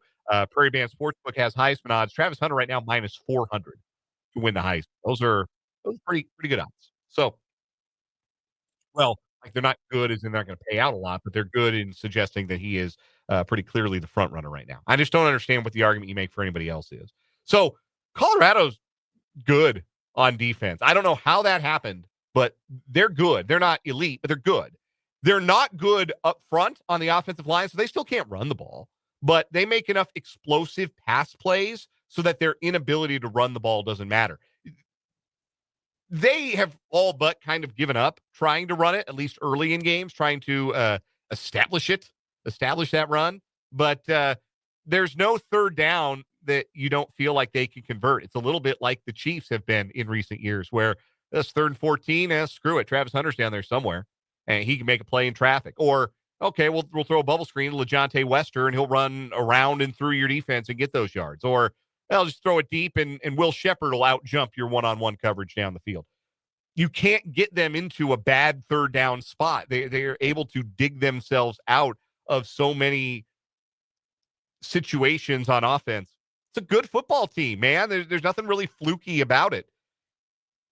And it's fair that they're favored coming to Arrowhead.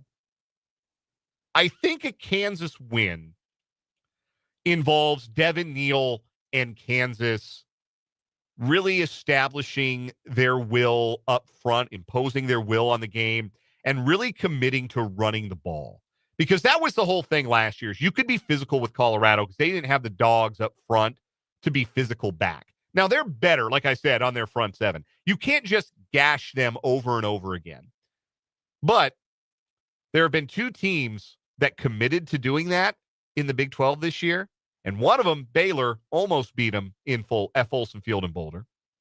And another one of them was K-State. And you remember the huge numbers that DJ Giddens had in that game. And they won at Boulder.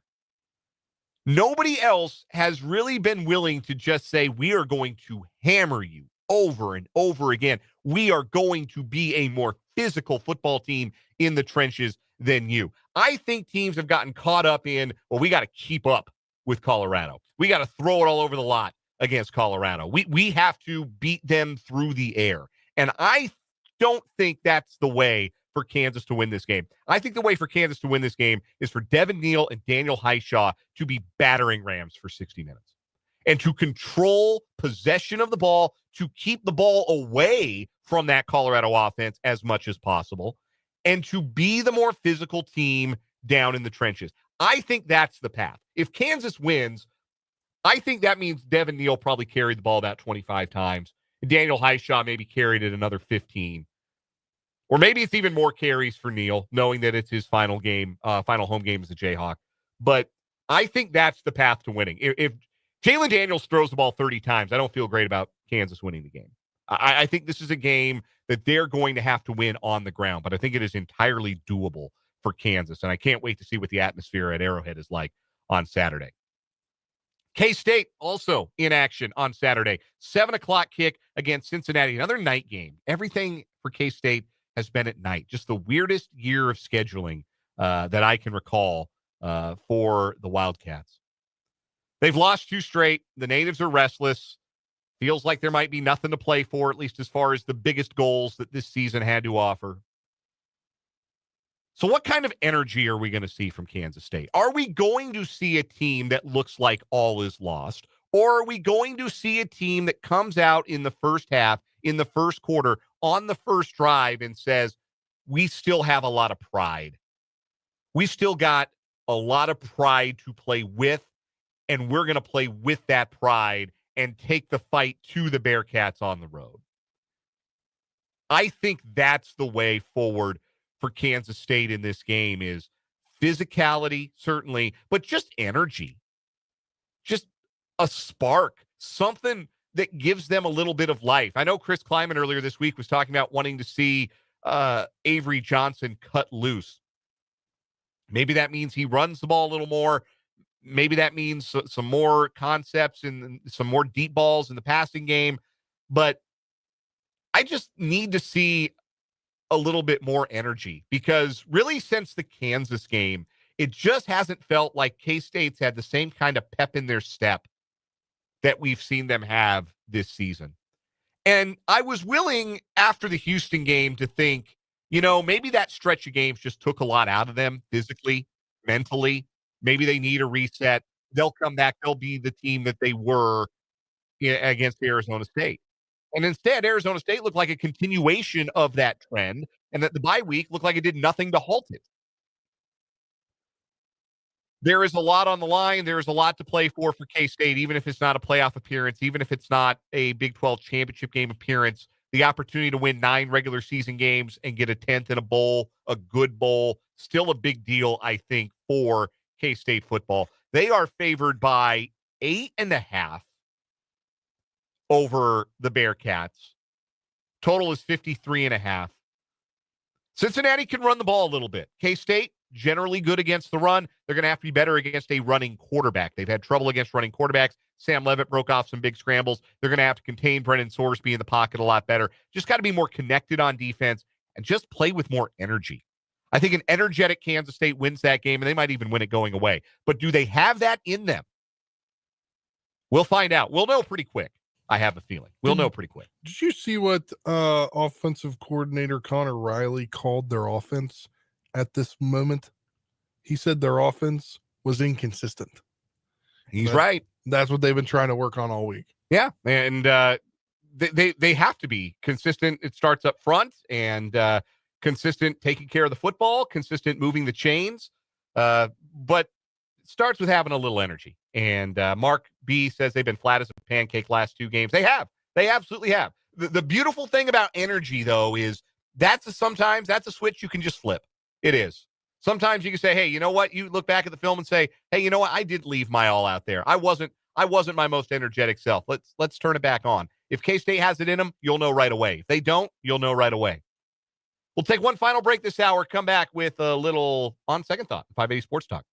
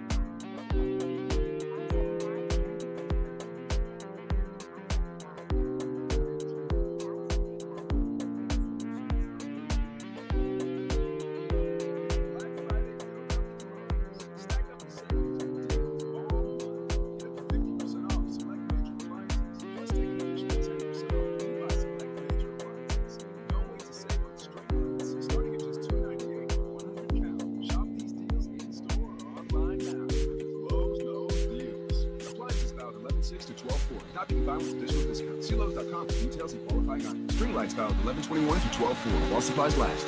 Okay, I have something to tell you. I was just looking on eBay where I go for all kinds of things I love, and there it was. That hologram trading card. One of the rarest. One from set. I think like this. Sign your hand up. One of a kind. They have it. Now everyone's asking. Once you it has all the parts. No more. Just beautiful.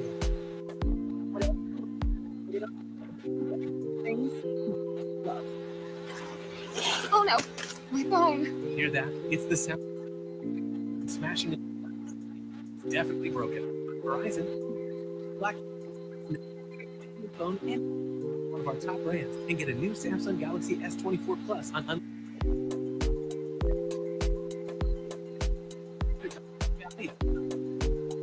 Yes, hurry into Verizon this Black Friday. Service plan required for watch and tap. Up to $1,900 value based on phone watch and tap. Trade in and additional terms apply. See Verizon.com for details. This Thanksgiving at Total Wine and More, find even more. You are so compliance at the lowest price. So have it with friends at exactly all the new Thanksgiving. The lowest prices is find that you love. Responsibly each one. WIPW Topeka. On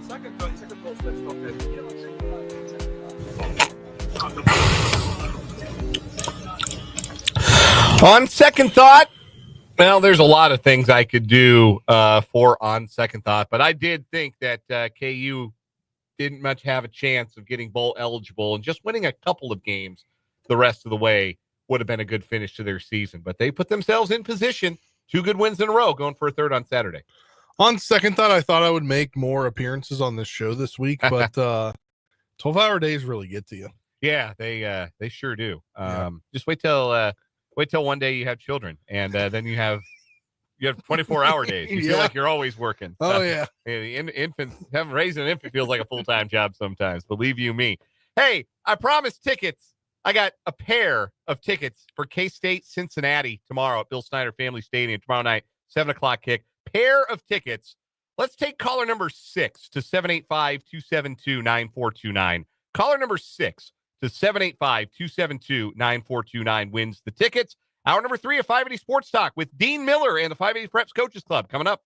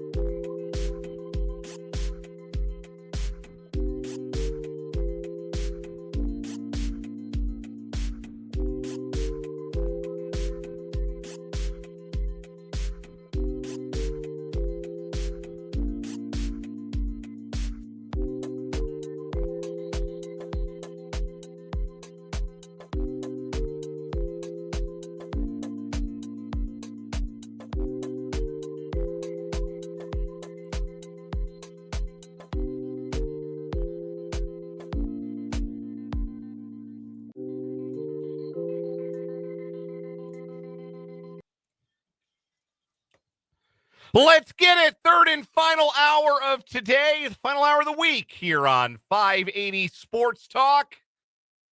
Dan Lucero, Spencer Dupuis hanging out with you for this final hour of the program. And some breaking Kansas City Chiefs news to get to on our 580 Sports Talk headlines here in just a moment.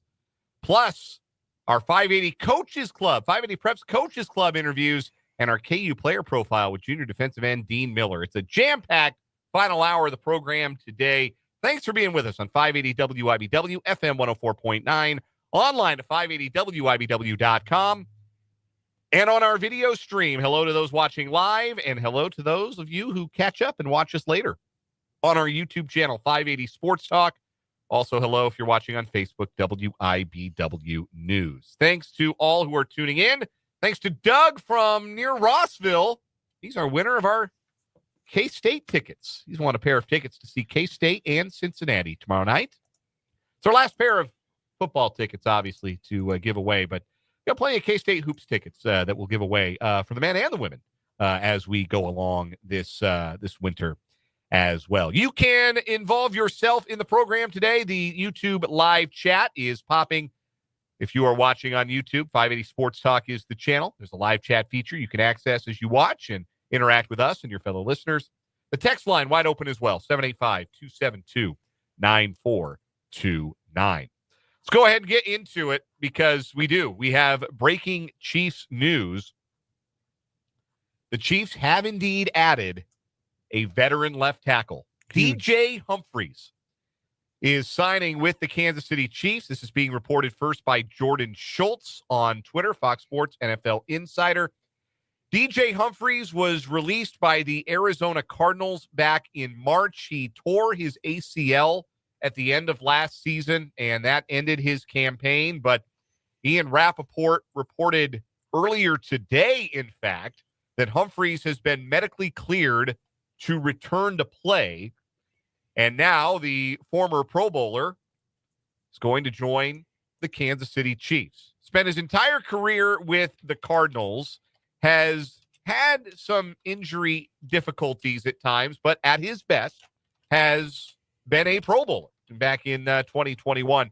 98 career games over 8 seasons. He has started all 98 of those games, missed half the season in 2022 with an injury, and then got hurt late, missed the final 2 games of 2023 with that torn ACL. But prior to that, had not missed a start for 3 straight years. So had proven to be durable through the middle portion of his career. 30 years old, turns 31 at the end of December, 6'5", 307 pounds. And if I had to guess, when the games start to really matter, DJ Humphries is going to be starting left tackle for the Kansas City Chiefs. Oh, yeah, 100%. 100%. I don't think you bring a guy like this in for veteran insurance. I think you do this if you were the Chiefs because you have decided that what you've got at left tackle isn't good enough. The real question is, do they sign him to the active roster? Yes, I can confirm that they have because Matt Derrick tweeted that 12 seconds ago. All right. And they do have an open spot on the 53. Yes, I was going to ask that because they're going to, I mean, I heard your interview with Matt Derrick earlier. They have until after next Friday's game in order to make a decision on both of the IR returning designees. That didn't sound right. Designated IR return players. Yeah, it's in Pacheco and Charles Omenihu. So their roster configuration is going to be quite interesting here the next couple weeks because obviously he's not going to play Sunday and probably not on Friday. Yeah, I would be really shocked. Obviously, he probably ends up like you won't see him for 3 games essentially. So let me see if I can't find the 53 as it currently stands, the active roster. Trying to figure out what they might want to try to do. We'll probably cut Ethan Driscoll, put him on the practice squad. Yeah, that feels like they would release Driscoll and then have Humphries, if he's on the active roster, they just have him inactive until he's ready to play, which means they'd activate Kingsley because they're not. I mean, look, things aren't trending in a great direction for Kingsley, but they're not going to release a second-round pick. 12 weeks in. No. And then once Amenahu returns, I wonder if that's Cam Thomas. Is he still even on the roster? Yeah. Cam Thomas is on 53. Yeah, he's inactive every week. Him could be Marlon Tupelotu. Could be him. One of those two would probably be my guess. And then Clyde for that's clear. We kind of all can predict that one pretty obviously. But so yeah, DJ Humphries started a lot of games in the league. Mark B points out in the YouTube live chat that he's worked in front of a mobile quarterback for the majority of his career with Kyler Murray there in Arizona. And they're going to get him up to speed and see how healthy they can get him. And if he's cleared to return to football activities, I don't imagine it would be too long. I don't know what would be fair necessarily to expect for Humphries as far as his recovery. They'll surely be cautious when they get him into the facility, but I mean, is it crazy to think maybe the Christmas Day game, maybe by Christmas, a month from now? I think that's easy. I think that's easy money. I think that's a big deal. Yeah. Our NFL insider Matt Verderam has weighed in on Twitter saying, quote, "This could be a season-altering move for the Chiefs if Humphries is healthy." That's how much of an upgrade that this could be from what the Chiefs have had at left tackle. And Matt Verderam, by the way, is on the record on this show saying he thinks they can win a Super Bowl with Wanya Morris at left tackle. Like, that's probably about as bad as you can be at left tackle and still win a Super Bowl. And the reason you would say that is because you have so much faith in the other four guys on the offensive line who range from acceptable to outstanding. But if they can get to acceptable at left tackle where they haven't been, then I think this is a really big addition for the Chiefs. I think it's an even bigger addition, and I think it's before Christmas. I think it is December 8th because according to Ian Rappaport, the Chiefs are paying him $4.5 million for the rest of the season. Oh, wow. Well, I'm sure there was a bidding. I'm sure there was a bidding war of some sort.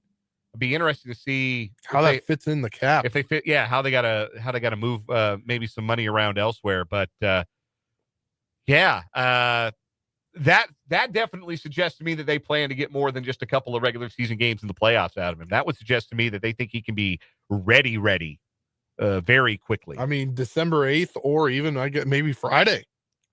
That might be pushing it. Yeah, that's what I thought initially, but like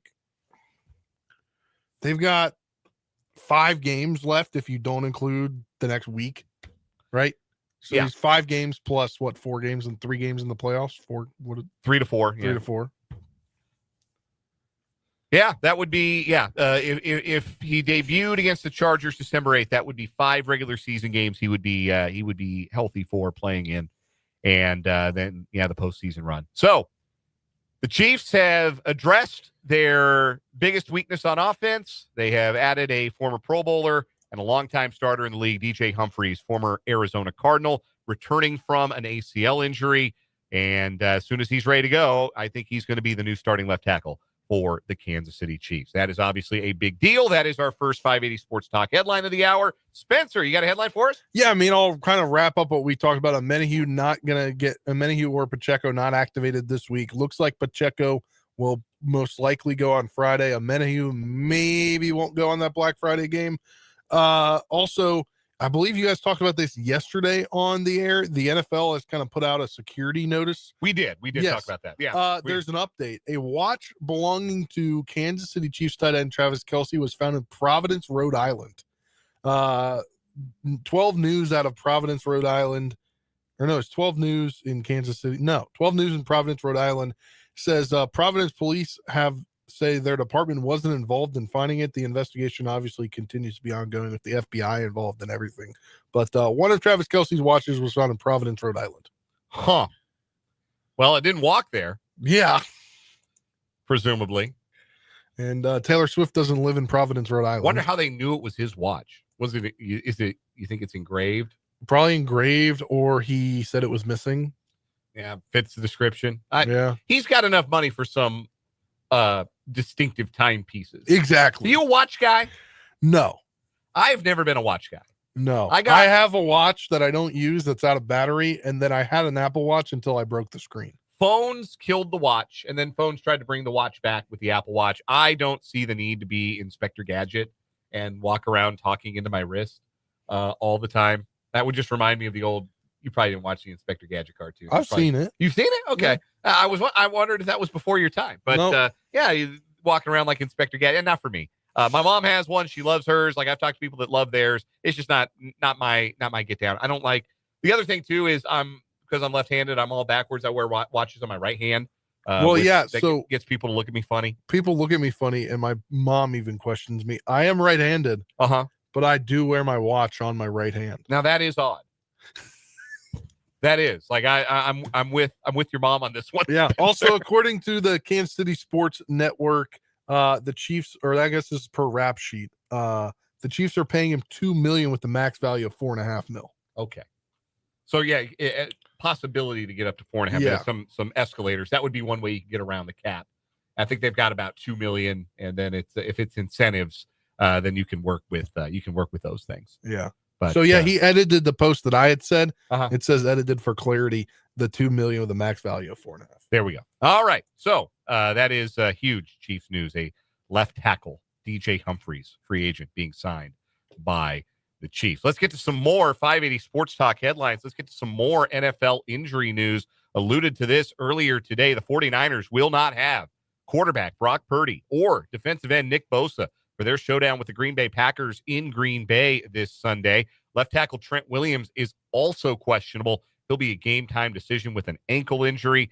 Nick Bosa dealing with injuries to his left hip and oblique, and Purdy also dealing with a shoulder injury. First time he has missed a start since taking over as 49ers quarterback in December 22. Brandon Allen will start at quarterback for the 49ers. What do you know about Brandon Allen, Spencer? Hasn't he had to start a game before? Yes. He started 9 regular season games, in fact. 6 of them for the Bengals in 2020 and 2021. 3 of them for the Broncos in 2019. Yeah. I think the Bengals, I think he played against Washington. That's where it rang a bell of starting. His backup will be Joshua Dobbs. Josh Dobbs, who has... I thought he was the backup. What happened there? Come on, isn't those commercials where he's the backup guy? Yes, those are good commercials. They are great. And Colt McCoy. I think Case Keenum's in one too. Yeah, those are really good commercials. Great commercials. Really clever stuff. Anyway, that is obviously the big injury news in the NFL. This also big injury news. The Tampa Bay Buccaneers expect to have Mike Evans back on the field against the Giants this Sunday. Todd Bowles saying that Evans will play against the Giants as long as he is healthy and fresh. He strained his hamstring against the Ravens week 7, has missed the last 3 games. The Buccaneers are on a 4-game losing streak.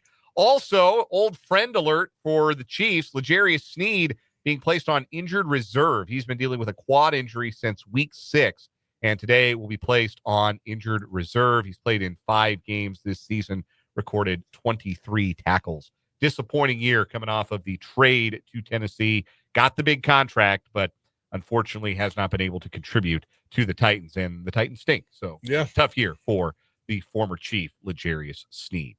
Next headline. A couple other NFL notes here. So yesterday, Daniel Jones walked up to the podium in New Jersey, New York, and New Jersey / New York, the Meadowlands. Okay, all right.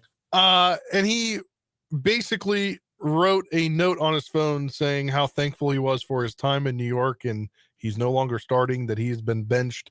And less than 24 hours later, he walked into the owner and GM's office this morning and was asked for a release and was granted the release. He is now a street free agent.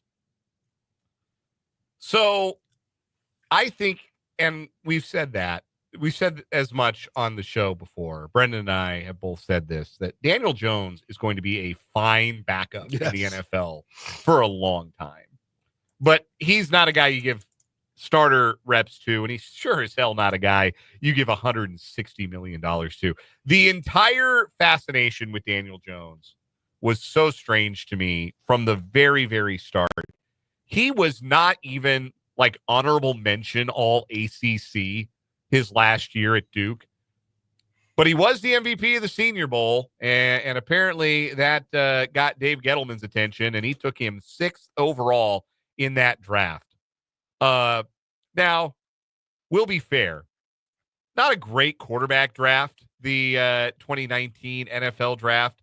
Kyler Murray went number 1. That was a nice pick, and he's had a nice career. The only other quarterback went in the first round, the late Dwayne Haskins, taken by Washington, 15 overall. That obviously didn't work out. The rest of the quarterbacks taken in that draft, the best one, probably Gardner Minshew, and he was a 6th-round pick. Drew Lock went in the 2nd round. Will Grier went in the 3rd round. Will Grier, his story was very lightly written. And kind of interesting that he was a 3rd-round pick to look back. Yes, he was pick number 100. He was a top 100 pick. Crazy in the draft. So yeah, not a great year 2019 to need a quarterback in the draft for sure. But the Giants obviously reached, taking Jones at number 6. He did win him a playoff game. He's got that going for him, which is nice. But yes, it is time for him to enter the next phase of his career, which I think will be as a well-regarded and handsomely compensated backup quarterback. No backup in the league will drive a nicer car than Daniel Jones. Like one Carson Wentz. I could kind of see that path for him, like a Chase Daniel type of path. Yeah. Where he's just, and this is all contingent on, like, the biggest thing with backup quarterbacks, like being a backup catcher, right? Like, you have to be good at one thing, and you also have to be a good hang. Like, that's maybe the biggest thing for a backup quarterback. You have to be a good hang. If you're not a good hang, you're not going to hang in the league for very long because nobody's going to want you around. Exactly. I don't know if Daniel Jones is a good hang. I have no idea. Like, I don't know what his teammates think of him. I guess. Well, I don't know if you saw the video earlier from old Tommy. What's his Tommy DeVito? Tommy DeVito. He said I asked for one thing before he left, along with Locker. What, alone? Drew Locker. No, one thing before he left today, he said he wanted the jersey of his. Huh. So I guess Tommy DeVito thinks he's a good hang. He wants his jersey. Yeah, I think highly of him. He was his vet. Like, he's older than DeVito, so you got that. That's a nice sentiment. But yeah, I think Daniel Jones will catch on. I wouldn't be surprised if it's before the end of the year. And I think he's going to be on NFL rosters for a really long time because I do think he has the ideal backup skill set. He can run around a little bit. He can throw a little bit. He'll take care of the ball if you don't make him put it into danger. And those are guys that tend to have long careers as backups. Honestly, I won't be shocked if at one point he's Patrick Mahomes' backup in Kansas City. That's why I said Carson Wentz. If that position is going to be a revolving door, don't be surprised if Daniel Jones walks through it one day. I'm just saying. We're going to take a break. That's our 580 Sports Talk headlines. When we come back, it's our KU player profile. Dean Miller, breakout standout on the defensive line for the Jayhawks this year. I had a chance to catch up with him earlier this week. We'll hear from Dean Miller next on 580 Sports Talk.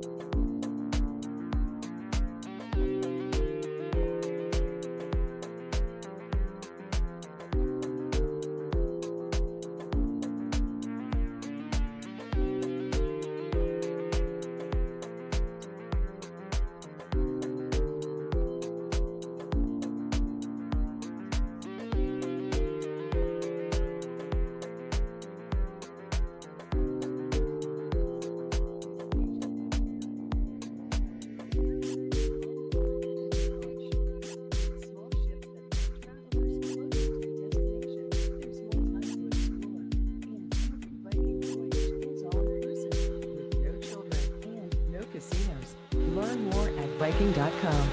Westwood Financial Group is not a law firm. Do you find yourself stuck in a timeshare? Get the real facts about the timeshare industry and your options for cancellation. Chuck McDowell, founder of Wesley Financial Group, is put together a free information guide that reveals the secrets the timeshare industry doesn't want you to know, including the 5 ways to get rid of your timeshare. Call now and get this timeshare cancellation guide absolutely free. Call 800-838-6767. 800-838-6767. 800-838-6767. Paid for by Wesley Financial Group. Mahomes stepping up. He's going to scramble 15. He's at the 10. Cuts back inside the 5. Mahomes rolls into the end zone. Touchdown! Kansas City! A 14-yard scramble for a touchdown. This is the home of the back-to-back Super Bowl champion, Kansas City Chiefs. Hi, I'm Mitch Holtis, voice of the Chiefs. Be here for game day coverage from kickoff to the final whistle. One team, one kingdom, one station. The world champion Kansas City Chiefs play here. WIBW. It's Black Friday build-up at Lowe's. Get a head start on Black Friday all month long. Exclusive deals. Right now, get 25% off select pre-lit artificial Christmas trees just in time for the holidays. And get a free select tool when you buy a select battery or combo kit. So don't wait to save. Shop these deals in-store or online now. Because Lowe's knows deals. About 11/21 to 11/27. While supplies last. Selection varies by location. WIBW, Topeka.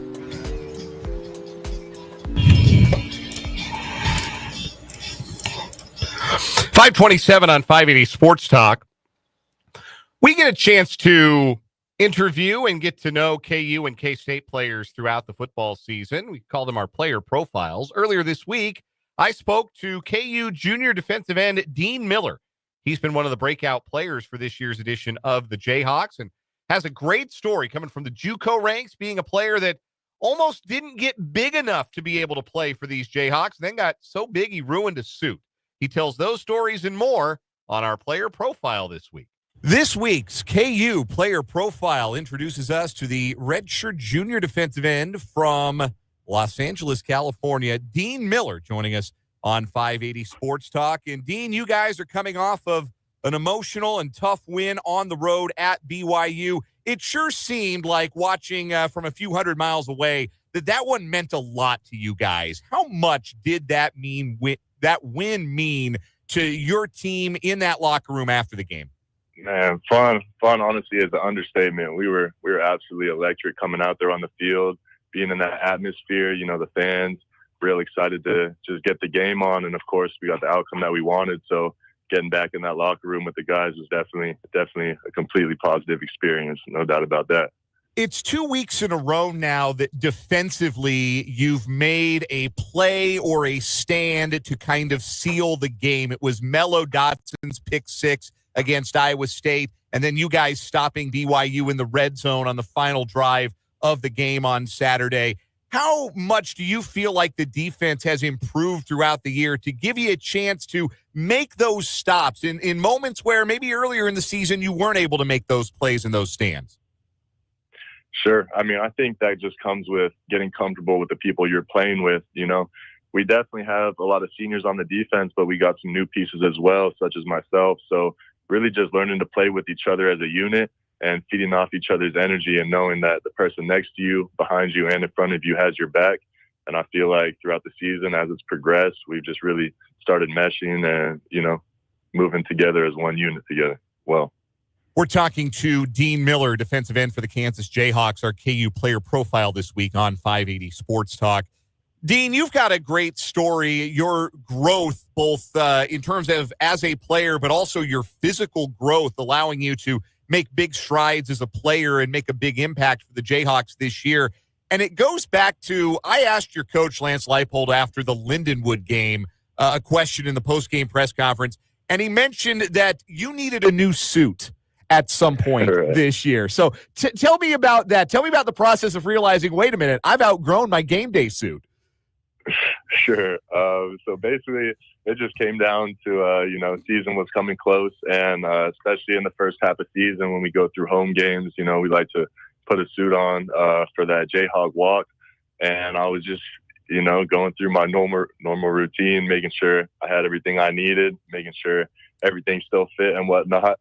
And I'm basically here putting the suit on, and I'm like, wow, this just is not going to work.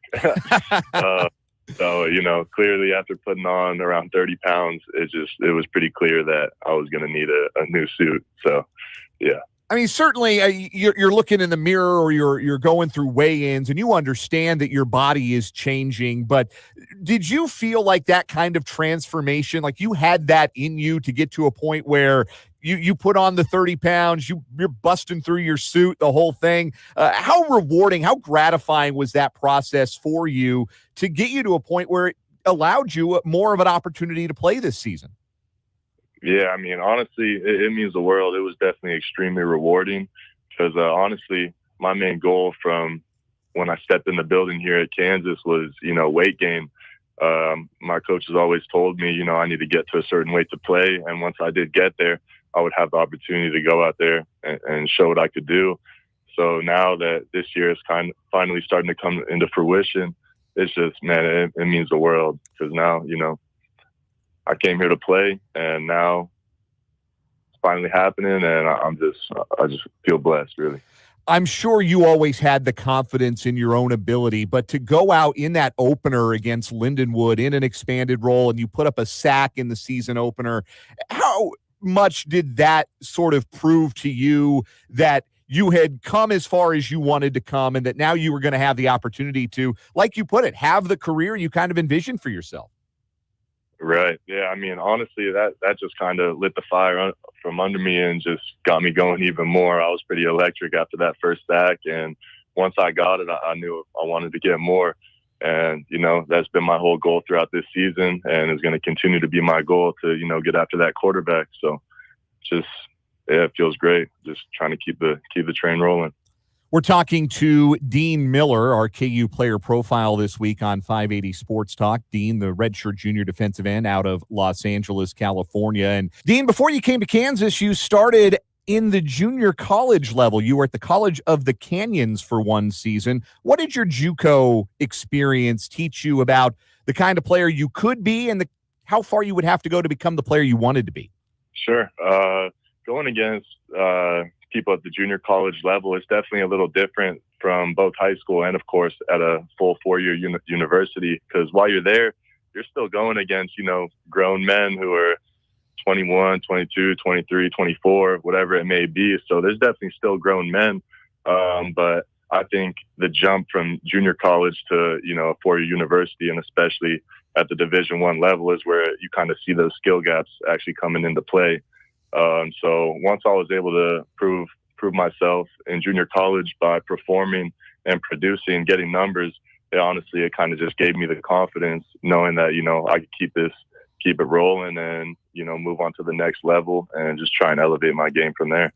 College of the Canyons, for folks who don't know, is in Santa Clarita. That's part of Los Angeles County, so the greater Los Angeles area out there. What do you miss the most about home when you're not in LA? What do you miss the most about being back home? Sure. Honestly, I would just say my family. I went from seeing them every single day, going home to them after school, after practice, after hanging out with my friends, whatever it may be, to now, I'm halfway across the country. And now being in my 3rd year here in Kansas is definitely something that I'd say I'm completely used to now. Because at the end of the day, I know they're still a phone call away, and if I need them, they'll be there, just like I had their back. So it definitely took some getting used to in the beginning, but now I'm fully settled in. Do you miss the big city life in Los Angeles, or you find comfort in maybe a bit of a smaller town in Lawrence? What's more your vibe?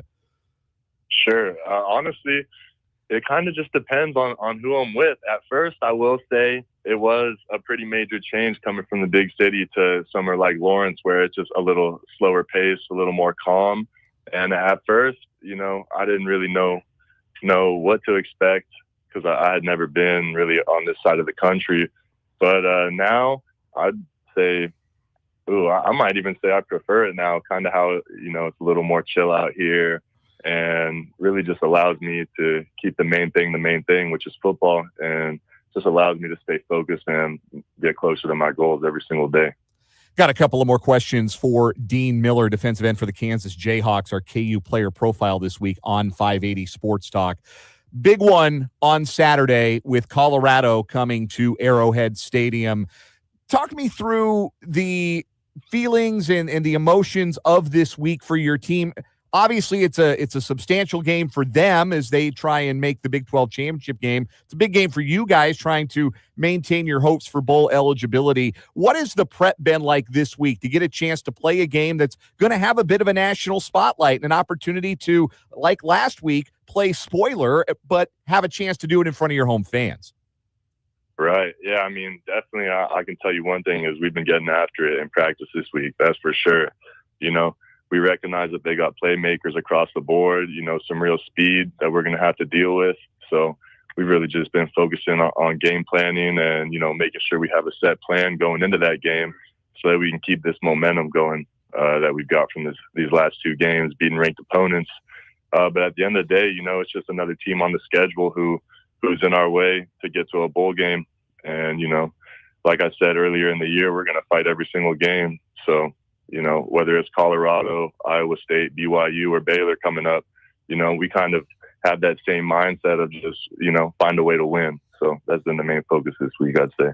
Last thing, Dean, it is obviously the last home game for the seniors coming up on Saturday. Can you offer me a quick thought on what these seniors have meant to this program and maybe what some of them have meant to you personally as a player in being your teammates? Sure. I mean, honestly, the seniors here, you really got to credit them to getting this program to where it is today. You know, you look at where it was in the past and, you know, how far we've come and where it's going to continue going. This would have never happened with the upperclassmen who have really laid the foundation and kind of paved the road in a way to, you know, allow the younger guys to follow along and just, you know, they lead by example. At the end of the day, you look at people like Nell, or I'm going to speak on people for the defense for me personally, people like Nell, me personally being roomed with Alex Reich, linebacker from Switzerland. He's an older guy who really just has a lot of knowledge just by living life. You know, they're seniors, they're older, so they're just more experienced with football and outside of that. So really, you know, just listening to what they have to say allows you to just pick up on new things and just move you closer to your goals. So the seniors, man, they mean everything to this team, and it's going to be sad to see them go, but we're definitely going to fight for them until the very end, no doubt. Dean Miller, defensive end, Kansas Jayhawks, our KU player profile this week. Dean, appreciate your time so much. It's been great fun watching you break out this season on that defensive line. Best of luck against Colorado and the rest of the season. Appreciate it. Thank you so much. Appreciate your time.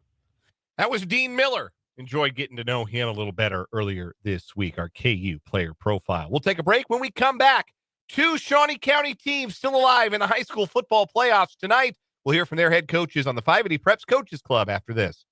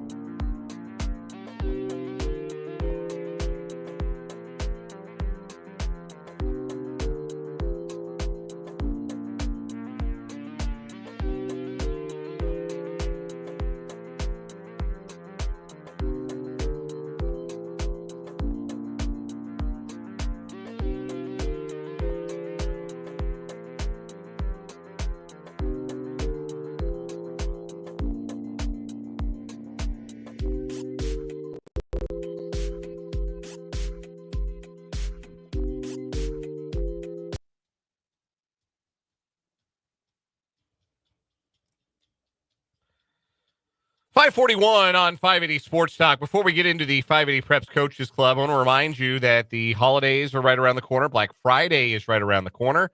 And one thing that makes a great gift, Great Life gift cards. And if you buy a Great Life gift card of $50 or more, you yourself get a gift in the process. Either one free bay rental at Top City Golf, Great Life North, or a free 18-hole round of golf at one of Great Life's outstanding, renovated, beautiful courses. One of each, one or the other, I should say. You know, one of each. You get one or the other free if you buy $50 or more in gift cards from Great Life. That is their Black Friday special. For more details or to become a Great Life member, which I highly recommend, check out greatlifetopeka.com. You know what the best part of that would be? What would that be? If you used it for a round of golf and you got it for Christmas, you're probably not going to use that until what, March, April?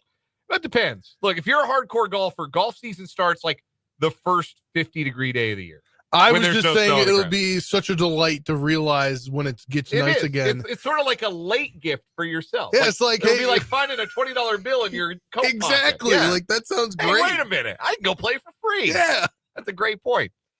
Hayden and Rossville both in action tonight in the state football playoffs. It is sub-state Friday night, the last full Friday night of football for the year, with state championship games next Friday and Saturday. The Hayden Wildcats and Rossville Bulldogs, no stranger to reaching state finals, have a chance to do so again with wins tonight. In Class 3A, Hayden is on the road at unbeaten Wellsville. In Class 1A, Rossville makes the trip north to take on Centralia. I caught up with both of their head coaches, Bill Arnold and Derrick Hammes, earlier this week. Typically, we've been playing these in the 6 o'clock hour, but with only 2 interviews, we thought it would be a perfect way to kind of wrap up today's edition of 580 Sports Talk. This is the 580 Preps Coaches Club.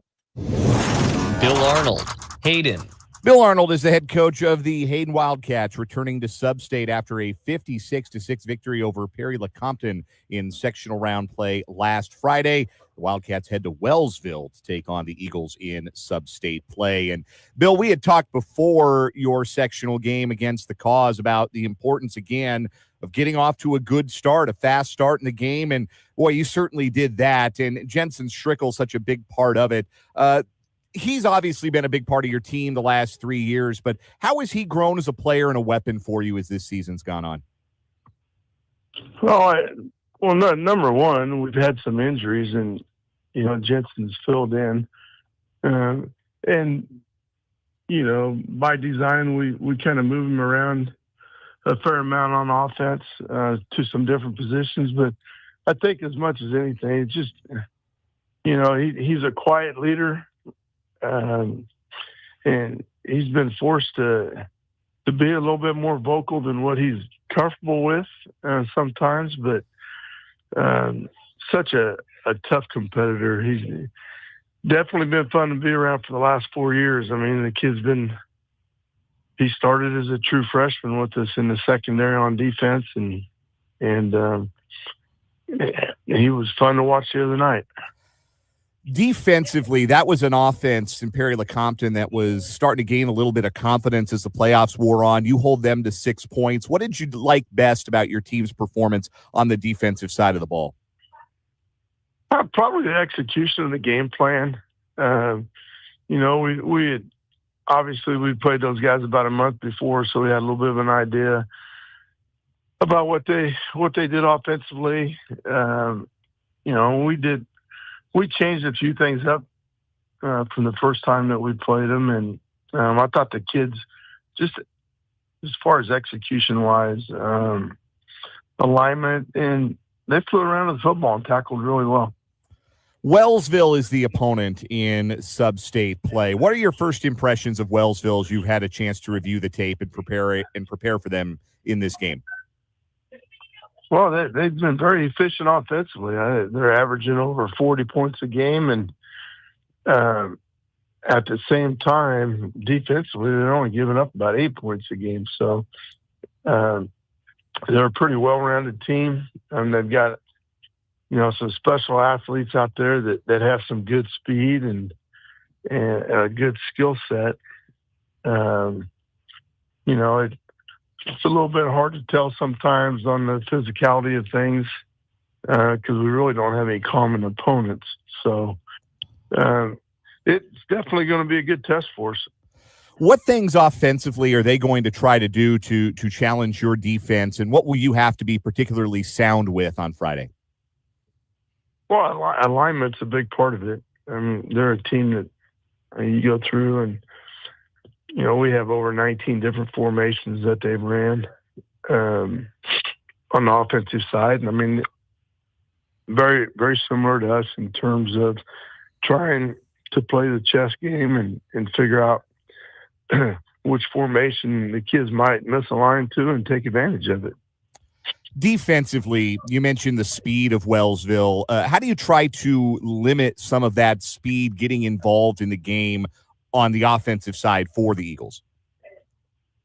Well, I think, as far as combating their speed and their strength in running the football, and you probably better get started before they get going. We've got to do a good job of filling our gaps defensively and tackling.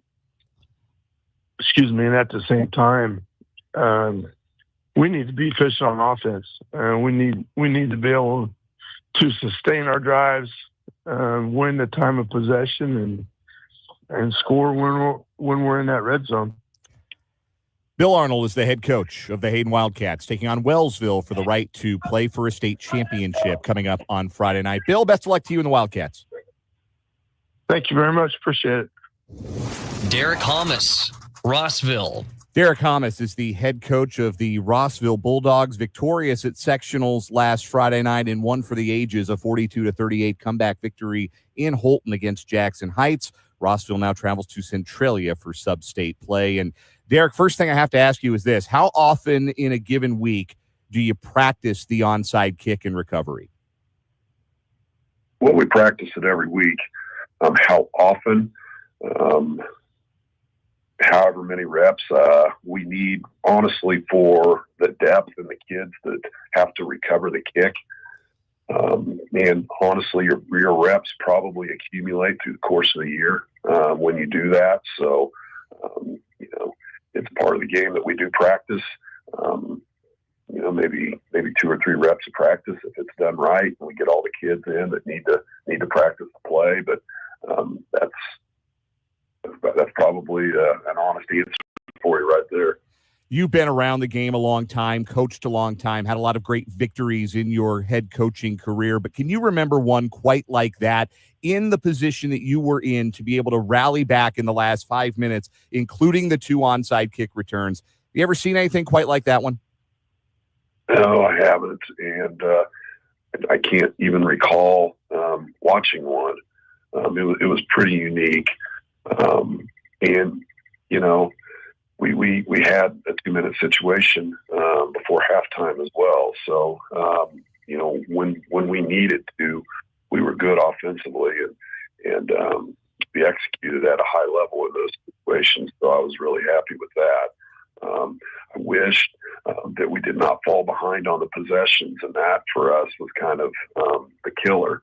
A lot of people want to talk about, the comeback, but we fumbled our first possession of the game, and Jackson Heights scored off of it, first possession of the game, and we were trailing the whole time, and we had another fumble inside the 20-yard line going in, and ironically, the onside kick recoveries evened up the possession battle. The number of possessions that each team got in the game, and we scored a touchdown on our possessions, and they had to kick a field goal on theirs. But you look at it most of the night because they had a lead in possessions by 2. They were dominating the game and in complete control. The next opponent, Centralia, in the sub-state round, like your program, a proud one with a lot of great tradition. When you look at Centralia on film, what stands out about them? Well, there's a lot of similarities from when we've played them in the past, and I've been asked this week, but I would imagine that we've played them 6 or 7 times since I've been here. A lot of similarities now that Roger's taken the program over. Probably the number one similarity is their toughness. They've got tough football players. They are physical, and that's just a trademark of that program and that community. So that jumps out at me for sure. And then you have the challenge when you play them of playing a unique offense, because they're a single wing football team that presents different formations and motions and misdirection. So it makes for a difficult week of preparation. Obviously, offensively, you mentioned the execution was really sound in your 2-minute offense to complete the comeback against Jackson Heights, and you'll hope to build upon that. But defensively, what will you have to tighten up, especially against those challenges that Centralia's single wing presents, to be better on that side of the ball on Friday night? Well, we better tackle better, and we looked at that in our evaluation this week, and typically, and it's not in every case, typically when you play against an athletic, talented opponent, tackling tends to suffer. So we're going to have to make sure that our tackling and how they stress the defense with their numbers, the unblocked player needs to make tackles. And I think in cases against Jackson Heights, our unblocked player was unable to get the ball carrier to the ground. So from our standpoint, that's got to improve if we want to survive and advance. Derrick Hammes is the head coach of the Rossville Bulldogs, taking on Centralia with a trip to the state championship game on the line in Class 1A. Derrick, best of luck at Centralia on Friday night. Thank you very much. All the best of luck to Coach Hammes, Coach Arnold, their teams, and all of the area teams taking the field tonight on a sub-state Friday across the state of Kansas. We'll take one final break, come back with a final word to wrap up the week on 580 Sports Talk.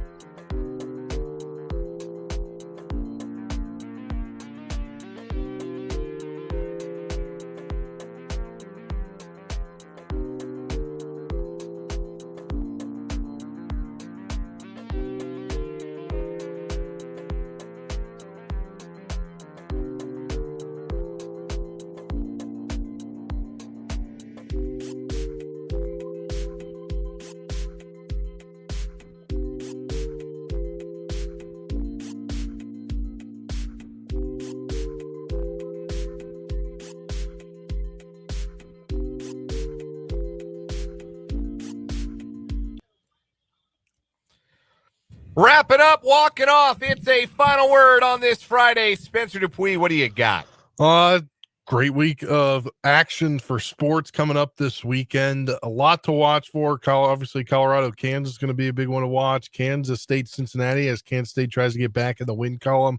Tomorrow, though, I am going to get to check out the new brunch place in town, First Watch Early. Apparently I threw my work email in there, and I don't know what I got. I'm getting a complimentary meal. So look at you. Yeah. Hey, look at you, Mr. Big Shot over here getting. I will give my honest feedback on the show next week whenever I am on the show. All righty. Hey, that sounds great. Congratulations on the brunch. For my final word, The Chiefs have not always treated games against inferior opponents as an opportunity to make a statement and push the pedal down for 4 quarters. I have a gut feeling Sunday will be different. Coming off the loss in Buffalo, the Chiefs are going to want to make sure that the things that they have to adjust to get better as a team are working, or at least can work. And I think they're going to want to put those things on display against the Panthers. And I think they're going to get their offense right, get their passing game on the same page against the Panthers. And I think the end result of that is going to be a comfortable Chiefs win, probably a more comfortable win than they've enjoyed all season long. That's the way it should be. That's what Las Vegas is expecting. I think it's going to be a comfortable Chiefs victory on Sunday afternoon in Charlotte.